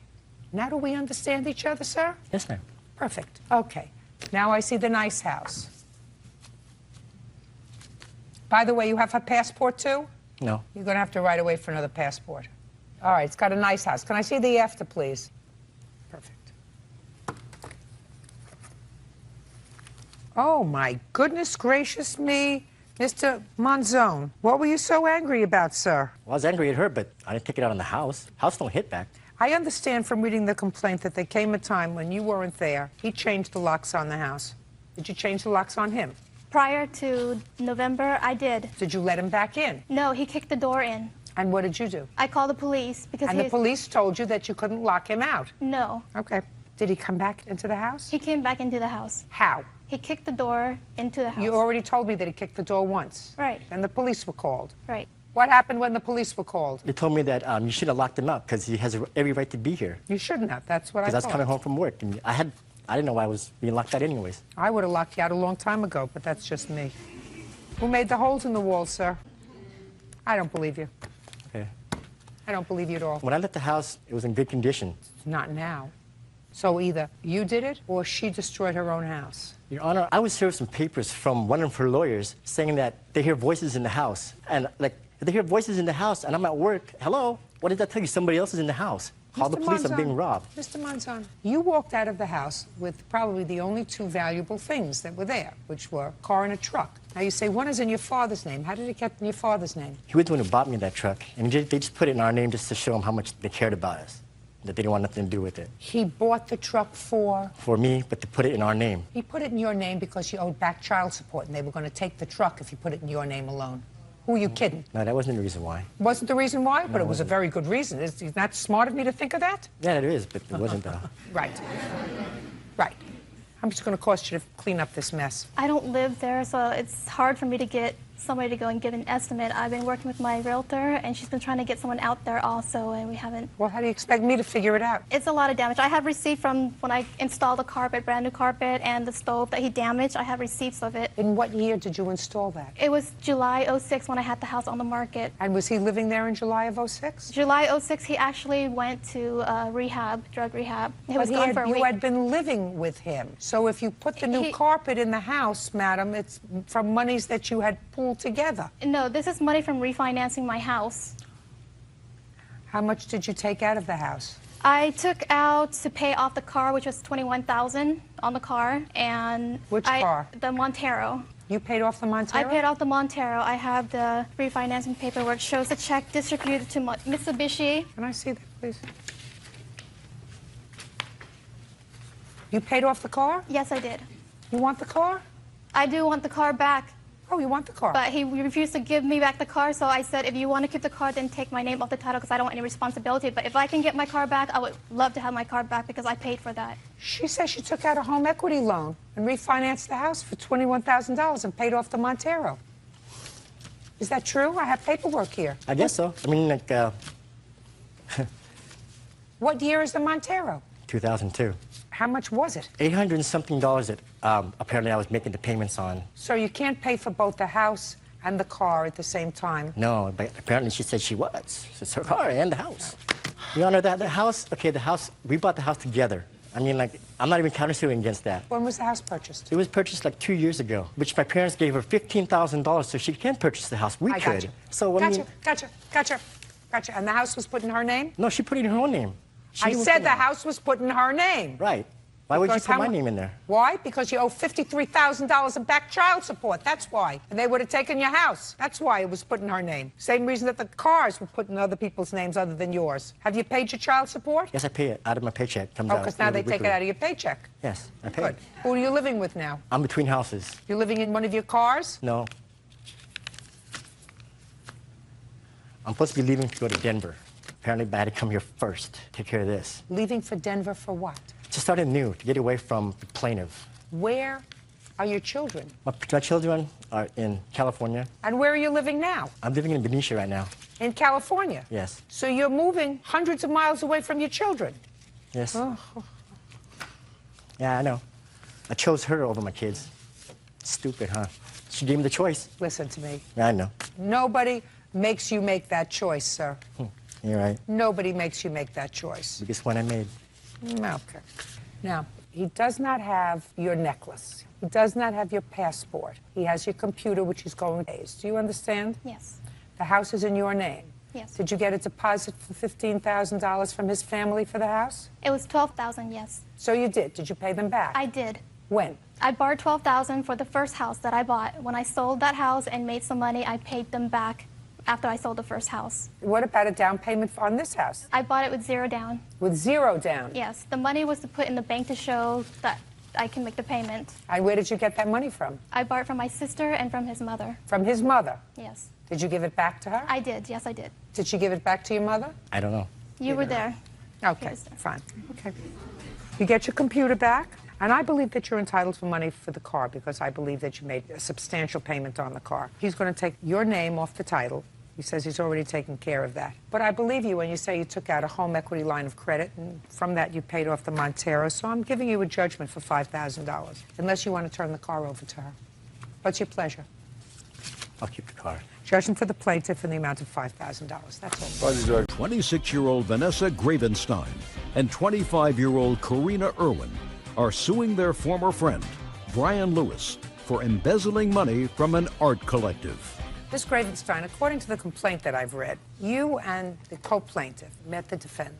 You were interested in starting something called an art collective. And I assume what that means is a place where young people can show off their art. Is that right? And also produce their art and be inspired by each other. And what you did was you and the co-plaintiff were involved in setting up events to raise money to create this art collective. And the two of you worked together along with Mr. Lewis. You raised over $4,700 at these various events, something that Mr. Lewis does not deny. And you put it in the bank. And Mr. Lewis took the money and spent it. Mr. Lewis's defense is that it was always intended to be his money. That's your defense. Essentially. Well, Mr. Lewis, I want you to explain that to me, sir. 9 months ago, I was starting a venue to have Starting a venue space for concerts, art showings, and so forth. And over the course of about 9 months, I looked for a location to house that. I thought you said 9 months ago you had a venue space. No, 9 months ago we did not. 9 months ago, then you had nothing. You had an idea. We had an idea. Keep going. And over those 9 months, I started a business called... What was the business? The business name was Is Village, and it was filed by the Secretary of the State of Oregon. So now you had an idea that you gave a name to, and you filed a registration of the name. So far you have an idea and a name, and nothing else. Keep going. I basically looked for individuals to help me create this venue space that was supposed to be owned by myself, and met with friends and other individuals, and they aided me in organizing different events. Who aided you? These two individuals and a rotating group of individuals that came in, came out. Keep going. We held events, generated money, and because the business belonged to me, it was put in my personal bank account and was my personal Why was it put property. in your personal bank account? Because the business was mine, I started the group, the money was essentially mine from the get-go. No, that's not true. You're an embezzler. Absolutely. You brought a group of people together in order to create a dream that you inspired others to act upon. In order to do this Is Village. That's why they went to work for you, and that's why, according to you, the other people who you spoke to became involved in creating the events that brought in money, which would ultimately provide you with a venue. Now, what did you spend the money on, Mr. Lewis? When I was no longer satisfied with the direction of the business that I started, I followed up on interests, business interests, friends of mine, a limousine. So you spent the money on yourself? I wouldn't say that, but... Well, I would. They weren't investing in a limousine. That's not why they worked to create this, so that you could invest in a limousine? Outrageous. You're outrageous. I'm surprised you didn't notify the police. Did you? We notified you instead. Well, his conduct is outrageous, and you should have notified the police. He's an embezzler. And I wouldn't go into a business with you, Mr. Lewis. What you did is outrageous. The only problem is you're not entitled to this money. I mean, my problem is people supported you and gave money and contributed because they were looking forward to some place where they could show their wares. If I gave you this money and you used it on yourself, you're no better than he is. Exactly. So we feel like we've learned from this situation, and we're going to get a new business and a new business name. I want to see how much money you collected and how much you put in his bank. Do you have the records? Yeah. I'd like to see it, please. Ever been arrested, Mr. Lewis? No, ma'am. How old are you? 21? Better go back to business school. Definitely considering it. I want to see where the money went in. The deposits are highlighted and circled, and then we wrote next to it which benefits that money came from. Oh, that's fine. As soon as you get me the bank records. Not these. The bank records. Do you understand? You mean you can't get them because they're in his name? I will sign an order for the bank to turn those over to you, unless he does. You prepared to turn those over? More than happy to do it. Fine. As soon as we get those, and you have a venue with a signed lease, the check will be made payable to that venue. Do you understand? That comports with the reason that not only you, but other people became involved in this vision. Is that reasonable? Absolutely. Perfect. Thank you very much. Grow up, sir. Otherwise, you're going to find yourself in jail. That's all. Stephen Mosher is suing his brother, 26-year-old William Mosher, for smashing him in the head with a wooden bowl. Stephen says the incident started as an argument over the TV. Order. All rise.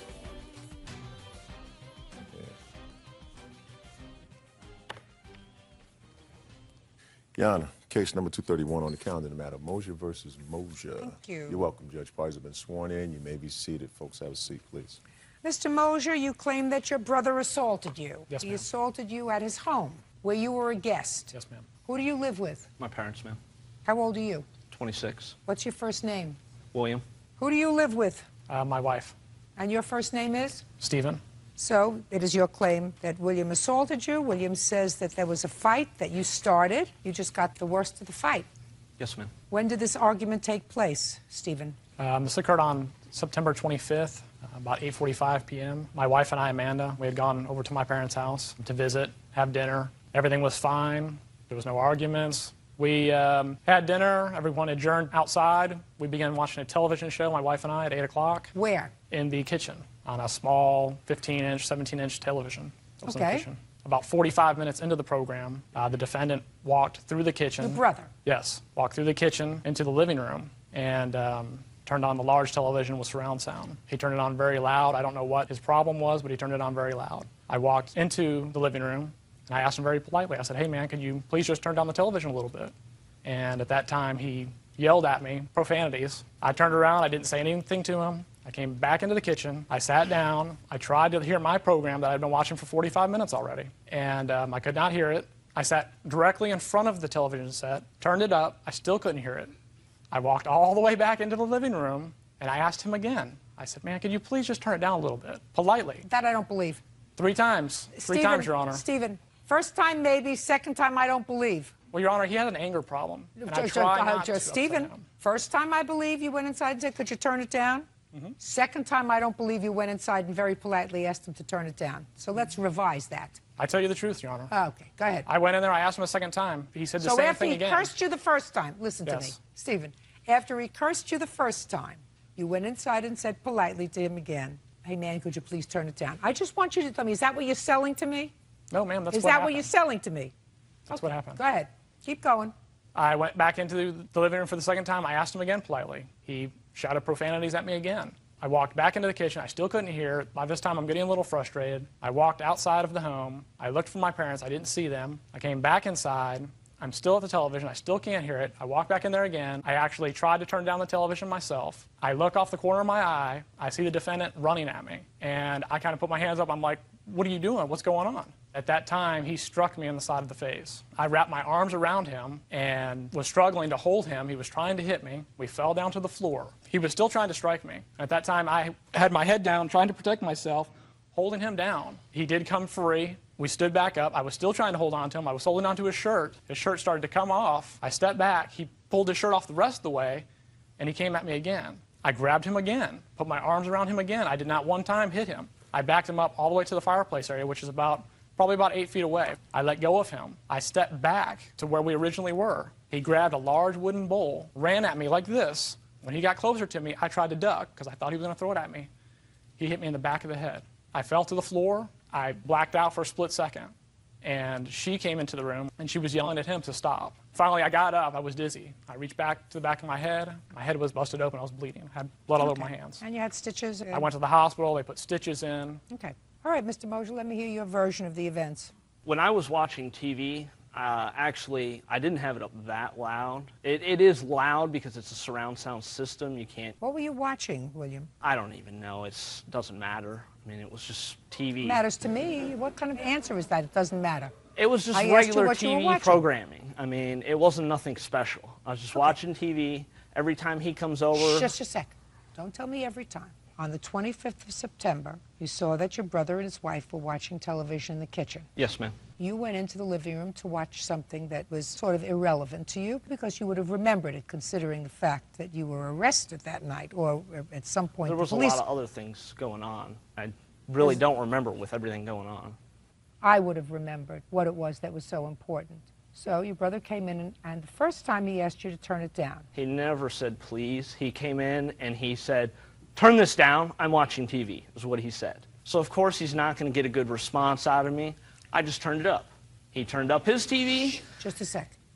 So he came in and he said, "Turn it down, I'm watching TV." But you already knew he was watching TV, right? Yes, ma'am. Usually there isn't this problem. If he would have came at me and asked me nicely, I would have turned it down right away.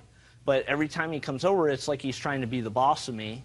And I just gotten sick of it. I mean, it's every time. And so after he came in the first time, said turn it down, so instead you turned it up. He's just a second. And then what happened the second time? The second time he came in and he started yelling at me. I yelled some profanities back at him. That sounds right. He did the same, Your Honor. I believe that. And then it went to a third time. The third time he came in, he comes in and he switches all the dials, turns everything he can possibly turn off, and messes it all up. And I come running up to him, and there was kind of a little bit of an altercation there, and then I hit him, and he kind of hit and spun me to the ground, pulled my shirt. Why did you hit him? I was mad. Well, you can't hit somebody just because you're mad. You're I know. 26 years old. I know. Well, you can't do that. Is that your mother? Yes, ma'am. You know how you two boys are aggravating your mother? How many of you are there? It's just me, us two, and my little sister. That would be you. Yes, ma'am. You know how you're aggravating your mother? He also said that if I were to call and apologize, that he would not go any further with anything. Well, I called a couple times, couldn't get a hold of him. What'd you hit him with a bowl for? Because after he had pulled my shirt over my head and I was getting choked and beat on the back, I had bruises all over my back. I had marks on my neck where my shirt had been pulled around my neck. And as I got up, I'm like at a loss for oxygen. I'm mad. I've been beat on. You hit him first. I know. Reached over and grabbed the first thing I could and swung at him. And my arm wrapped around him like this and caught him. I apologized. I wanted him to come over for dinner. We could talk it over. Shh. Come on. Now, did you say, I want to pay your hospital bill, I want to pay your medical bills? Well, I would have. I mean, if he'd actually talked to me, I haven't even been able to talk to him. I've called, I've left messages to come eat dinner and do things, try to talk it over as a family. Well, I think you should probably do that, if for nobody else's sake, but for your mother's sake. Do you see your mother? Very rarely. Our relationship has very much been hurt. It's been very stressful on the entire family. It hasn't just been this one offense. There's been several recorded, unrecorded criminal offenses made by the defendant. It's against who? Against me and other people. What other offenses against you? Well, I haven't lived with my parents for probably 8 to 10 years. At that time, that brief time that I did live there, for some reason the defendant had a taser. I was actually tasered one time. Oh, you boys got to stop fighting. It was either that or go to a big fight. How old are you? I'm 30 years old, ma'am. You got to stop fighting. There comes a time you got to stop beating up on each other. I'm not interested in fighting. I've never been. Good. What are your medical bills, sir? Just give me the bills that you have to pay out of pocket. I have a medical bill for $377.27, $100, and $25. I have suffered a lot professionally and personally. Why, how professionally? Well, my head was busted open. I had 2 staples in the back of my head. I believe you. I had a huge mark on my face for about a month. I had really bad headaches in the back of my head. I've never had headaches before in my life. What kind of work do you do, William? I work for a pool company. Doing what? Cleaning pools. Okay. Well, I understand that he feels very, very angry, and the truth of the matter is that you were wrong. You were wrong on all counts. A, you were wrong because your brother and his wife were guests in your home. So if you know that they're watching television in the kitchen, which you in fact knew, and you have a much larger setup in the living room, if you wanted to be a nice person to the guests in your home, you say, listen, there's nothing particularly important that I'm watching. Why don't you guys go inside in the living room and watch the program in surround sound? You chose not to do that. You chose to act like a baby. You went into the room, you turned on the television, the surround sound. He came inside, and I absolutely do not believe his story that he came in and asked you very politely to turn it down. That's not what a 30-year-old brother does. He comes in and says, turn it down, I'm watching TV, especially when he's got his wife in the kitchen egging him on a little bit. Would that be a fair statement, Miss Mosier? You don't know. I was loading the RV. You don't know. But then, when he comes inside and he says to you, please turn it down, you acted like a bigger baby and you turned it up. Well, if he would have asked respectfully... I don't... Listen, if I were 5'7", I probably would have been on the cover of Vogue.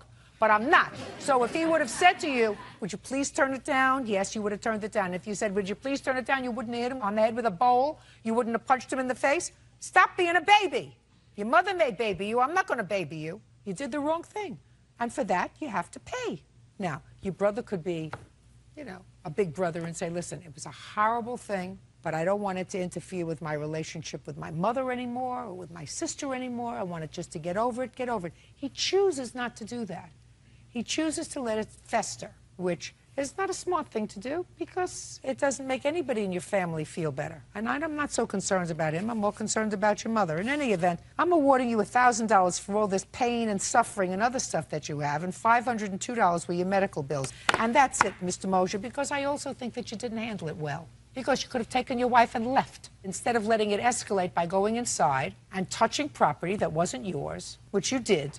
I did ask politely. I don't care whether you ask politely or not. If you ask politely and somebody says no, and if you don't like the game, go home to your own house and watch the program. You don't go into his room where he's watching television and it's his home and touch his property. You could have dealt with it. Sure. Which is why, sir, you're not getting the $5,000 that you're asking for. You are being compensated marginally. Your medical bills and $1,000 for your pain and suffering. Period. End of discussion. Do we understand each other? Yes, Goodbye. Parties are excused. Let's step out. 20-year-old Kyle Jones is suing his mother, Barbara Crooks, for a loan to pay her bills. Barbara says her son is ungrateful. Kyle, this is your mom. Yes, it is. It is your claim that you loaned your mother $2,000 that she needed when she ran into financial trouble with her mortgage. And you loaned her that money from your college loan fund. You were going to college at the time, and evidently you were taking out some financial aid? Yes. There was an agreement with your mother that she would pay you back so much per month. You claim she didn't do that. How old are you, Kyle? I'm 20 years old. And when did you lend your mother this money? On January 19th, 2006. Did your mother call you and tell you she needed money? Yeah, on January 18th, 2006, she called me, said that she needed some money for her mortgage. Why would you call him to ask him for money? Given my financial situation, I knew that he would be able to help me out, and I knew that he obviously trusts me enough to help me. Who else was living with you? My husband, myself, my younger son, and my brother. How old's your brother? 37. And how old's your husband? Same age. So you calling your 19-year-old child to give you money? Why aren't they working? It wasn't that they weren't working. My brother's mentally handicapped. He's never had a job. Well, so he must get disability. Yes, he does. Okay, so it's not as if you're taking care of him, the government takes care of him. Now, what about your husband? What kind of work does he do? He works for a grocery store, does night stock. So you have 3 adults in the house, at least one of whom is contributing through government subsidy to your household. You have a husband who works, and what about you? I work full time. Well, then how did you run into financial difficulty? You have 3 people all bringing in money into a household? How did that happen? No savings, unexpected bills arise. Like what came up in January of 2006? It wasn't just January. In December, I got very ill. Okay. So, January? In January, I had just a burden of bills. I felt as though if Kyle helped me out, I would be able to pay him back. There was never an agreement stating that I would pay him back X amount at any certain time. It was, Kyle, I will pay you back as soon as possible. No sooner did I start to give him some money, I found out I had cancer, ended up losing my job. So well, what if about I wasn't, just a minute, what about your husband? His income alone was not enough to cover our bills. I'm the breadwinner in our house. Always have been. Well, you don't expect him to eat this $2,000, do you? I don't expect him to eat this $2,000. All of that $2,000 Show back. me. I don't have receipts. If you have a 19-year-old living in your home... Okay, so you're telling me you don't have receipts for paying him back, but what you did was you allowed him to live rent-free and you gave him spending money. Oh, and I actually have some receipts where I paid his doctor's bill. I have receipts where I've paid to repair the damages that he's done to my home with his BB guns, with his homemade potato launcher or whatever it is. You know, it's not as though I just didn't give him money. I gave him money, but never thinking that I should have to get a receipt from a child who lives in my house, who I support. Absolutely, madam. You wouldn't have to get a receipt. You wouldn't have to keep notations unless you would borrow $2,000 from him that you said you were going to pay back. And you did say you were going to pay him back, because ultimately he has to pay back the government that $2,000. That's not free money.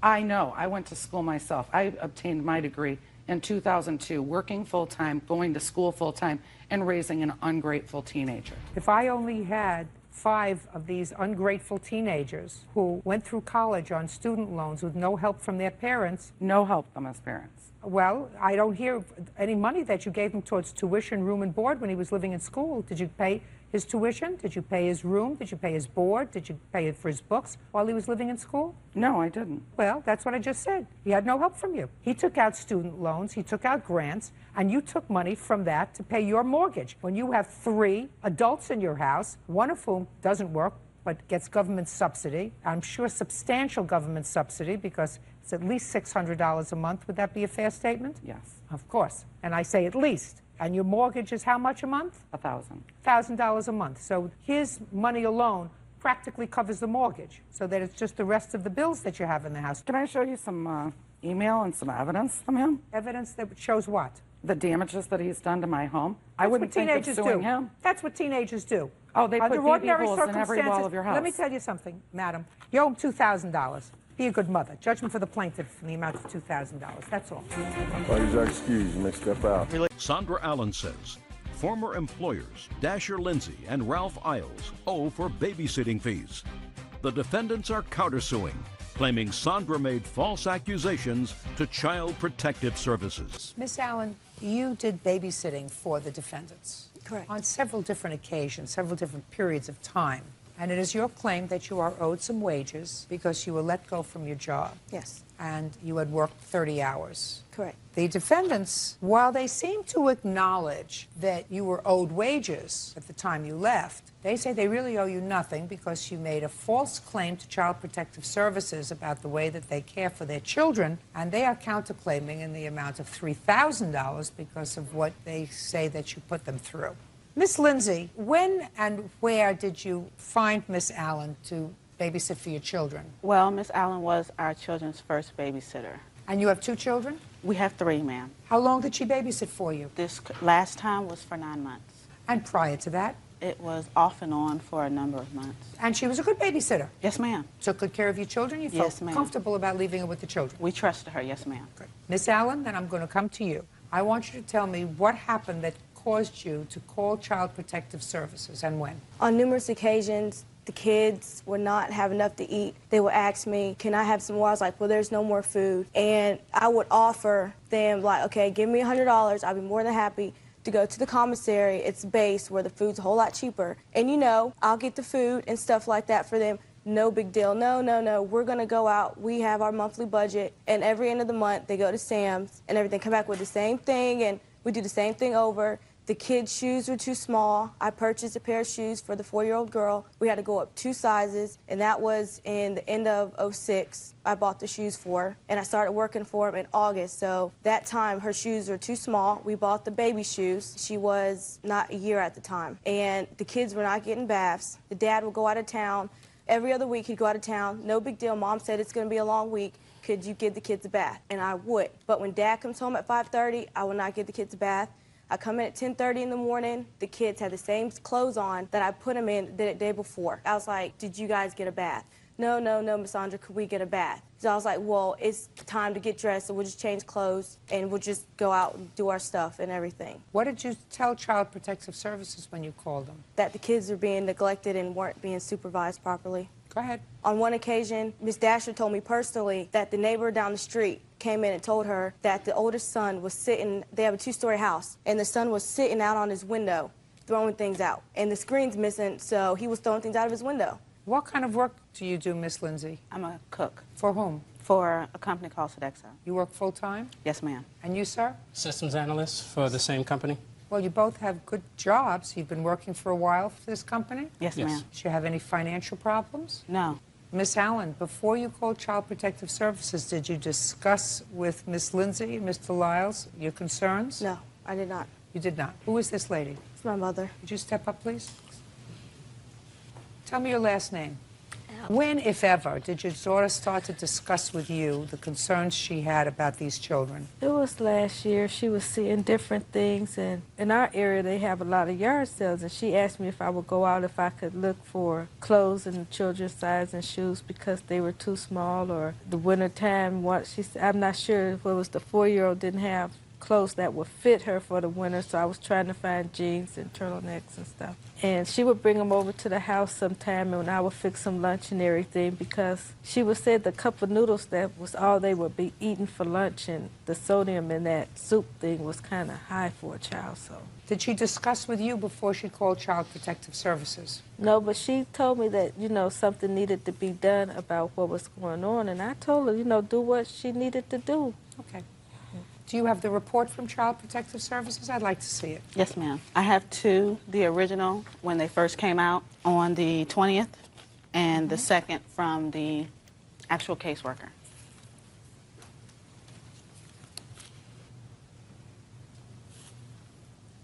How many times did the caseworker visit you in the 2-week period between the date that the report was received and the day they closed the case? Just twice. The first time, which is A, and then the second time, which is B, when they closed the case. Because on the first visit, she stated that there was nothing but discrepancies in the claims, that the allegations that was made. Okay. Miss Lindsay or Mr. Lyles, do you have any motive for Miss Allen to have placed this call after the years that she spent with you taking care of your children? Possibly, yes, ma'am. Well, I'd like to hear what you think the possible motive is. That Monday, before the 20th, I believe it was the 16th, Miss Allen came in, normal day. I had spoken to her in regards to, we was paying her an extra stipend for gas because she would pick our son up from school, so we give her extra money on top of her pay each week. Well, gas prices in our area were rising. And she came to me and she stated, Miss Dasher, the news said by Memorial Day, gas prices are going to be sky high. Can I please get more gas money? And I said, well, how much do you want? Because I was previously paying her $20 extra a week for gas. She said $30, and I said, fine, no problem. Okay, that was taken care of. Right before I was getting ready to go to work that day, I reminded Miss Allen that we were soon to be putting our 2 oldest children, the 4- and the 5-year-old, in private school, in which we was going to be paying for private school, and the only one that would be left would be our 2-year-old. And once we're paying for private school, we wouldn't be able to pay her the same amount that we pay her currently for her nanny services. Well, how much were you paying her an hour? $7 an hour during the week, and if she worked on the weekends, it would be $9 an hour, plus the So you stipend wanted for to pay her gas. less than $7 an hour? I didn't want No, to. we were cutting the hours back. That was what we were telling her. Oh, you were just cutting her hours back? Yes, it was more like a pre-notice to possibly a 2-week notice when the children started private school. Yes, ma'am. Okay. Yes, and what did she say? She didn't state much. She said, well, that's fine. By August, I planned on having moved out of my parents' home. So she wasn't upset about it? She didn't seem upset, no. No, she wasn't upset about that, so that's not a reason. I don't see any reason that she would have, quite frankly, Miss Lindsay, of making this phone call unless she had some legitimate concerns over the 3 children. And the fact that the state didn't find any gross abnormality in your house doesn't mitigate the fact that she felt as if you and your husband may have been a little overwhelmed with full-time jobs and 3 little children, working very hard. You have financial things in the works, private school and all that stuff. Whatever it was, I don't get from Miss Allen that she was being vindictive about anything. You have a reason she might call? I mean, my sister told me that she was going through personal issues. Well, first of all, that's hearsay. Second of all, going through personal issues would not necessarily mean she would take it out on you. Well, it doesn't make sense that she would call. The things that were going on did not happen. I mean, she put our kids in danger. How did she put your kids in danger? Because Child Protective Services could have took them away. Well, they could have if they found that they were substantially neglected or abused. They absolutely could have, but we don't discourage people in this country if they have legitimate concerns from making a report to Child Protective Services so that somebody can come out and take a look at a situation and make sure everything is right. Problem is, too many people don't do anything.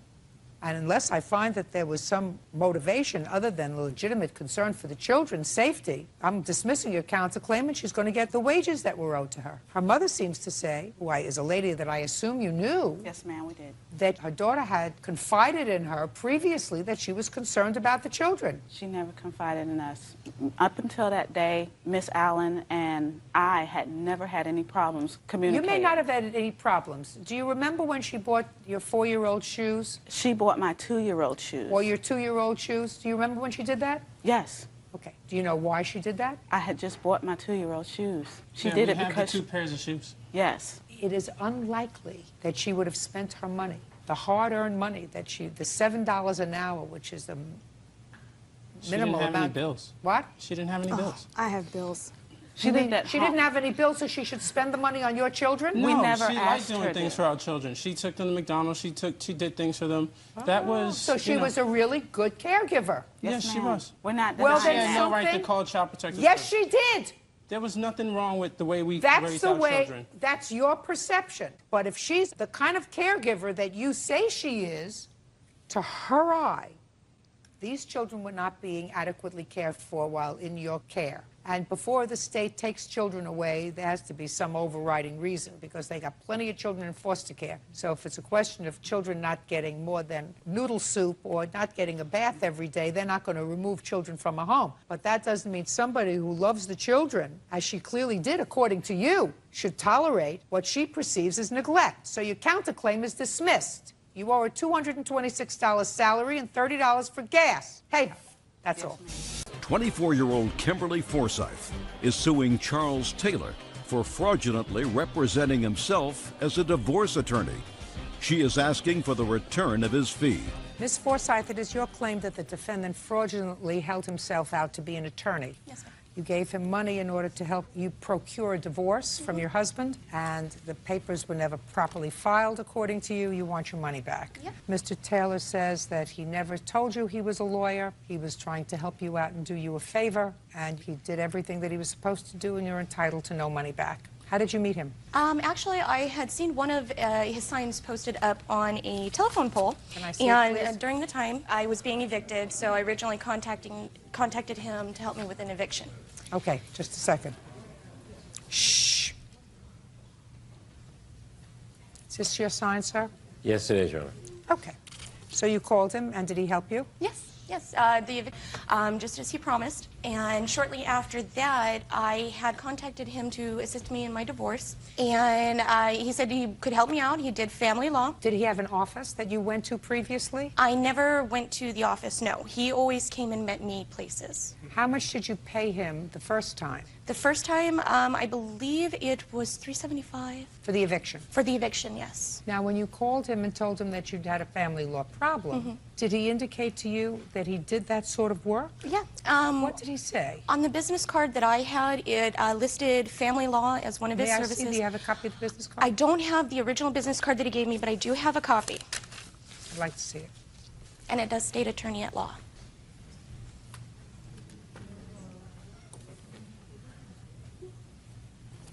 Where did you get this copy from? On my contract, that address right there, when I went there looking for him when I was trying to get my money back, the leasing manager there, she gave me the copy of that business card. But that's the exact same business card that I had.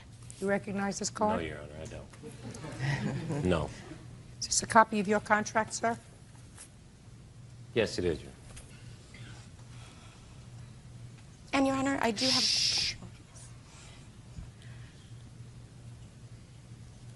This says it is understood by all parties that Inland Valley Legal Service staff members are not practicing attorneys at law. Yes. I read that after the fact, and then I saw his card, and I said, well, to myself... No, you don't have his card. You have something that you claim somebody else gave Exactly. you, so you can throw that away. That's nonsense. And Your Honor, That's nonsense. But I wanted to prove that he was also giving this business card to other people. Listen to me. If you had the business card, that would be one thing. I know. But you don't. I lost. And this is something that somebody else gave you. Yes, ma'am. and Your Honor, if I may... You may not. I'm not finished yet. Now, so what you're telling me is you didn't read this before you signed it? No, I did. And when I saw his business card that said attorney at law, I presumed, I know that is very wrong, but I presumed that he was the supervising attorney for Inland Valley Legal. And when I confronted him about what it says where his signature is at, the staff representative, why it didn't say attorney at law, he said it was a typographical error that his assistant made. Your Honor, that's not true. So, according to this, it says that you're signing on for these people, to paraphrase, to do all the paperwork for you, but they are not lawyers. You understand that they are not lawyers. They cannot represent you in court as lawyers. That you will be appearing pro se, which means yourself. Now, he was supposed to get papers together. Did he get the papers together for you? He did, and he did not. Just a second. Got the papers together for you. Semi. What do you mean semi? The only thing that wasn't done, according to what I read, was the fact that he prepared the papers for you if you're divorced, but your husband is in prison. Is that right? And that it's very difficult to serve someone in prison because you have to go through a whole process. You have to serve the warden of the prison, you have to serve the commissioner of corrections, all of that stuff. That's not something he was doing. That's was something he told you to do. That's what he says. No. That is something he told me to contact the prison, get the information where he needed to send it to, which I did. I told him that it needs to be sent to the litigation coordinator in the prison, and he sends me a proof of service by mail by the third time I went to court, and said the first one didn't have the correct address on it, and the second one he had taken in there and wrote in there the rest of the information. And he said he was going to handle all of that for me. Now I got it. So the problem was that the papers were never properly served on your husband. Exactly. And in order for you to be divorced, he has to be properly served. Of course. So now let us assume that if she didn't read these papers, Okay. that's her problem. That you've clearly made out in the papers that you are a staff representative, not the attorney in charge. That's right. If she doesn't know how to read, that's not my problem, that's not your problem. Exactly. Okay. My problem is you undertook, and I believe her, to have these papers properly served on the defendant. You undertook to do that, at least on 2 separate occasions. What happened? Well, by me not actually being an attorney during the divorce... And I want you to understand something, sir. I'm smarter than she is. So if you're going to give me a lot of who shot John, Oh, no, I'm going to make it very brief. annihilate you. I'm going to make it very I'm going to brief. annihilate you. Okay. Do you understand? Yes, Your Honor. Right? So don't try to smooth talk me like you can smooth talk them. It doesn't work. Okay. Right? I don't need anything from you, and I don't like you. Do you understand? Because I think that you take advantage of people. Okay. But let us see if you took advantage of this lady. Okay. Let's go. You tried to serve him once, and you had the wrong address, correct? No, Your Honor. Go. When we went down to the court to file the documents for the divorce, I gave Miss Forsythe all of the copies of the documents in order for her to have her husband served because she informed me that he was incarcerated. Yes. I informed her that it would be impossible for me to serve him by him being incarcerated because the only person that would be able to go to the prison would be an actual attorney to see this man. That's not true. Well, that was my understanding. Well, that's why you shouldn't be giving out legal advice, sir. That was your last mistake. That was your last mistake. That was legal advice that you just gave her without looking it up in the books. Because every jurisdiction has a provision for how prisoners are to be served. And you don't have to be his wife in order to serve him. Exactly. And you don't have to be his lawyer in order to serve him. That's what you have process service for, or you have proper service that can be done by mail. You may serve in person the commissioner of prisons. You may serve the warden of the prison. Do you understand, sir? So you Yes, gave I her legal advice. And by giving her legal advice, you practiced law without a license. Do you understand? Yes, I do. Wasn't that simple? Yes. Now you're going to give her back her money. How much money did she pay you? I believe she paid me a total of $325. How much money did you pay her? $425. You have the receipts. $425. Yes, ma'am. $425. You have to give that back to her, sir, because by making that simple statement to her, here are the papers, you have to have him served because somebody has to go up there and serve him personally because I can't go up there. You gave her advice, and it was wrong advice. Just prepare the papers. That's what you're entitled to do. Yes, Your Honor. Good. Judgment for the plaintiff in the amount of $425. Thank you. Devin Fowler claims ex-husband Jason Fowler fraudulently cashed her student loan check. Jason denies the accusation. Ms. Fowler, the defendant is your former husband, and it is your claim that the day before your divorce was finalized, your husband cashed a check from a student loan that was yours. It was a refund check. And in addition, he has some property that belongs to you. This all came about because after you were married, your husband, who was in the military, was stationed in Germany. You went to Germany. You have one child together. Yes, ma'am. And things didn't work out. You came back to the United States. It is your claim that the military sent some property after he left the military, and some of the property that they sent to his house belonged to you. That's correct. Your former husband says that he did, in fact, deposit that check into a bank account. It was a joint bank account, that you withdrew that money from the bank account. And as far as the property is concerned, you had said to him on more than one occasion that you had no interest in any of the property that you didn't take with you when you left Germany. Yes, ma'am. When were you married?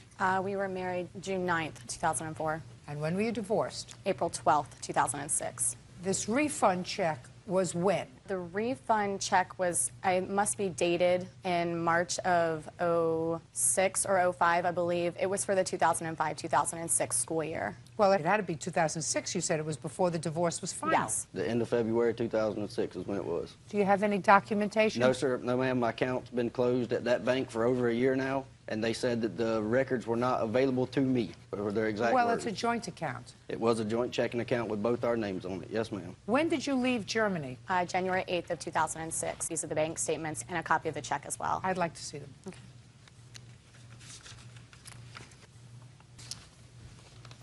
Because, Mr. Fowler, you would agree that if you deposited the check into the account, which is what you said you did, Yes, ma'am. if that same amount was withdrawn by the plaintiff, the bank statement would indicate that, correct? Yes, ma'am. And I haven't seen it yet. But if it doesn't indicate that that same amount was withdrawn, you would say that you were mistaken, right? Yes, ma'am. Okay, so let's see what happens.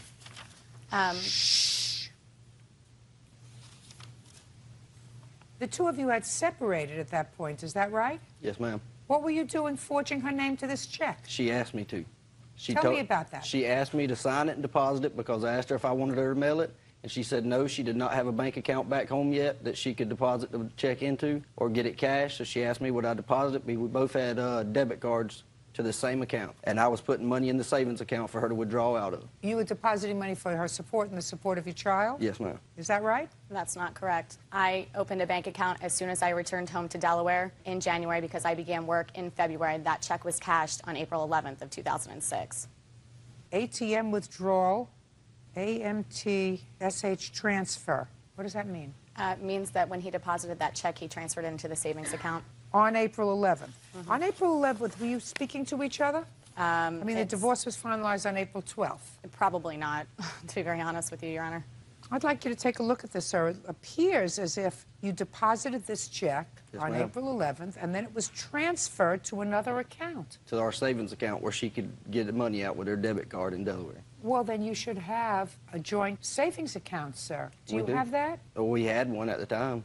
Well, That you should checking be was- able to get that, sir. It comes from the same bank, doesn't it? I don't have that account no more. Neither one of them. They're both closed. But she has the information on this account, sir, and it's your problem to establish to my satisfaction that you didn't take this money yourself. Yes, ma'am. It doesn't indicate here that she got this money. It indicates here that you got this money. I deposited it in our savings account and transferred it right to our savings account, right where Well, she then asked you us should to. have brought that information here for me, sir. It's easy to get. We're not talking about something that happened during the Civil War.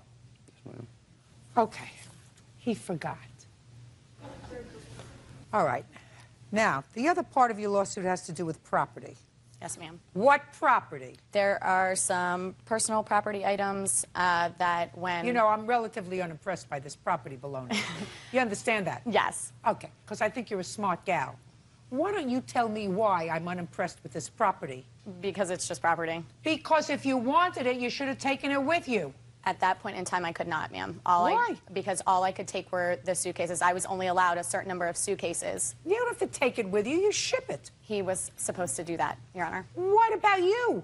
You're leaving. You say, this is mine. This is yours. You pack it up and you send it. 2 years later, you don't come to court and cry because you don't have what? A music box? What do you want? Just what's mine. What? It's clothing, shoes. Should have taken your clothing and shoes with I you. took He as doesn't much as have. I could. He doesn't have your clothing and shoes anymore. I guarantee you, he's not using them. I hope not.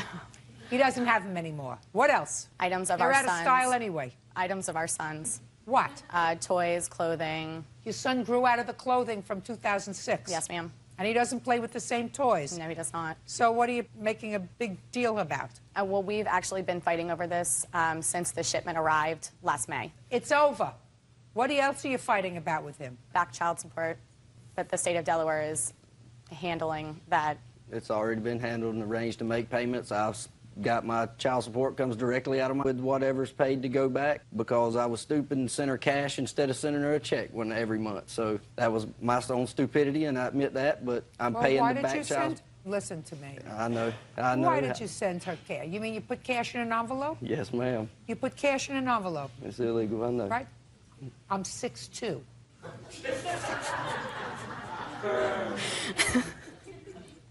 You were in the military? Yes, ma'am. You don't want me to think badly of the military, do you? No, ma'am, not. Well, then why would you make such a stupid statement that you put cash in an envelope and send it to her? Nobody puts cash in an envelope. I don't even put $1 in an envelope to send it to my grandchildren. Don't you watch 2020 and 60 Minutes and everything else, what goes on? Cash doesn't arrive. $5 doesn't arrive. How much were you putting in cash in the envelope? Anywhere from $200 to $400. Ah! And she got it every time. She got it every time. Really? Did you get the $200 to $400 that he sent you in cash? Every month. Every month. No, ma'am. He has not paid prior to November 15th of 2006. I have received no money from him except for $200 in February. How come they didn't take money out of his check? We have just had the court order established, the state of Delaware. We just got our child support through the courts just not too long ago, is why the child support just got established. Well, that's And the ridiculous. custody You were battle is divorced in still- April of 2006. The custody battle is still going on as we speak. What kind of custody battle? There is no custody battle, Your Honor. Last year for his birthday, I drove 12 hours from where I live in Georgia to Delaware to see him on his birthday and got to spend 4 hours with him, at which she walked around the mall with me and my oldest son and Harley and my fiance, now, she wasn't at the time, and wasn't with him at all. Why did you bring your girlfriend with you? Because it's a long drive and she helped me drive. And we had just gotten off work. We went up there in 2 days and came right back. Went up there and came right, I mean, it was just a round-robin trip just to see him for his birthday. Where did you move to when you left Germany? I moved back to Delaware and with my parents, who've been very supportive. Where had you married? In Delaware. Delaware. In Delaware? Mm-hmm. And where had you met him? In Delaware. In Delaware. Where did you move to? Georgia. Georgia? Yes, ma'am. Well, listen to me. If I had a child and I wanted to be near my child, a child that was born in Delaware, where I married in Delaware, where I lived in Delaware, I wouldn't have moved to Georgia. I got another son in Florida also, so Well, then I you just got to moved learn back to home. keep That's it all I zipped, did. sir, or at I least don't get have it to worry about- geographically suitable. I got it taken care of. Geographically suitable. Yes, ma'am. You want to pollinate half the civilized world, sir? I would suggest you do it in the same state. You owe her $1,046.09. That's all. Thank you. Thank you. Shakib Khan, Apu Biswas, Bubly, একটি সিনেমার নাম বলতে হবে। জাকির হোসেন রাজু পরিচালিত cinema. Apu Biswas, গোলাপ, পূর্ণিমা। ভালোবাসার লাল গোলাপ। উত্তর সঠিক হয়েছে। গুড। এবার দ্বিতীয় প্রশ্ন। অপু বিশ্বাস, মৌসুমী, শরৎচন্দ্র চট্টোপাধ্যায়। দেবদাস। এক্স্যাক্টলি। খুব ভালো উত্তর। তৃতীয় প্রশ্ন। পপি, অপু বিশ্বাস, সুভাষ দত্ত। ও আমার ছেলে। রাইট। এবার চতুর্থ প্রশ্ন। আলো, জীবন, সোহানুর রহমান সোহান। কথা দাও, সাথী হবে। ওয়াও, ও মাই গড, ওয়াও, ব্রিলিয়ান্ট, খুব ভালো ছিল। পঞ্চম ও শেষ প্রশ্ন। শাকিব খান, অপু বিশ্বাস, বুবলি, একটি সিনেমার নাম বলতে হবে। এটা কোনো প্রযোজক হলে খুব ভালো হতো। আই গেস আপনি এটা পারবেন, একটু ভাবুন, মাথা খাটান, তাহলেই হবে। আই নো আপনি এটা পারবেন। না, আই ডোন্ট নো। সিরিয়াসলি? নাম দিয়ে ভাবুন, তাহলেই বের হয়ে যাবে। বাহ, এত ক্লু দিচ্ছে। 2011 সাল। জাকির হোসেন রাজু পরিচালিত সিনেমা। মনে পড়ছে না, অনেক সিনেমা তো ভুলে গেছে। ওকে, তাহলে 5-এ আপনি হেরে গেলাম। না না না, 4 পেলেন। 4 পেলেন। আচ্ছা, আমার শেষ দুটি প্রশ্ন নিয়ে কিছু সম্পূরক প্রশ্ন আছে, আমি কি সেটা করতে পারি প্লিজ? ওকে। মনের ঘরে বসত করে সেই সিনেমাটির নাম, যে সিনেমায় আপনি বুবলি চরিত্র অভিনয় করেছিলেন, অর্থাৎ আপনার নাম ছিল বুবলি আর শান্ত ছিলেন শাকিব খান। আচ্ছা, তখন কি একবারও ভেবেছিলেন যে বুবলি নামের আরেকজন আপনার পুরো পৃথিবীকে অশান্ত করে দেবে? কোথায়? সো তুমি যেটা বলছিলে যে উলটপালট, এখানে আমি একজন মানুষের নাম একদম প্রথমেই বলবো, সেটা হচ্ছে রাজ্জাক আঙ্কেল, নায়ক রাজ্জাক। একটা সময় তো তোমরা জানতেই যে আমাদের কবরী আপার সাথে অনেক ভালো একটা সম্পর্ক ছিল, তো উনি ওনার ব্যক্তিত্ব ধরে রাখেনি। তো এইটা উলটপালট কিছুই বলবো না, এটা হচ্ছে ব্যক্তিত্বের প্রবলেম। That's it.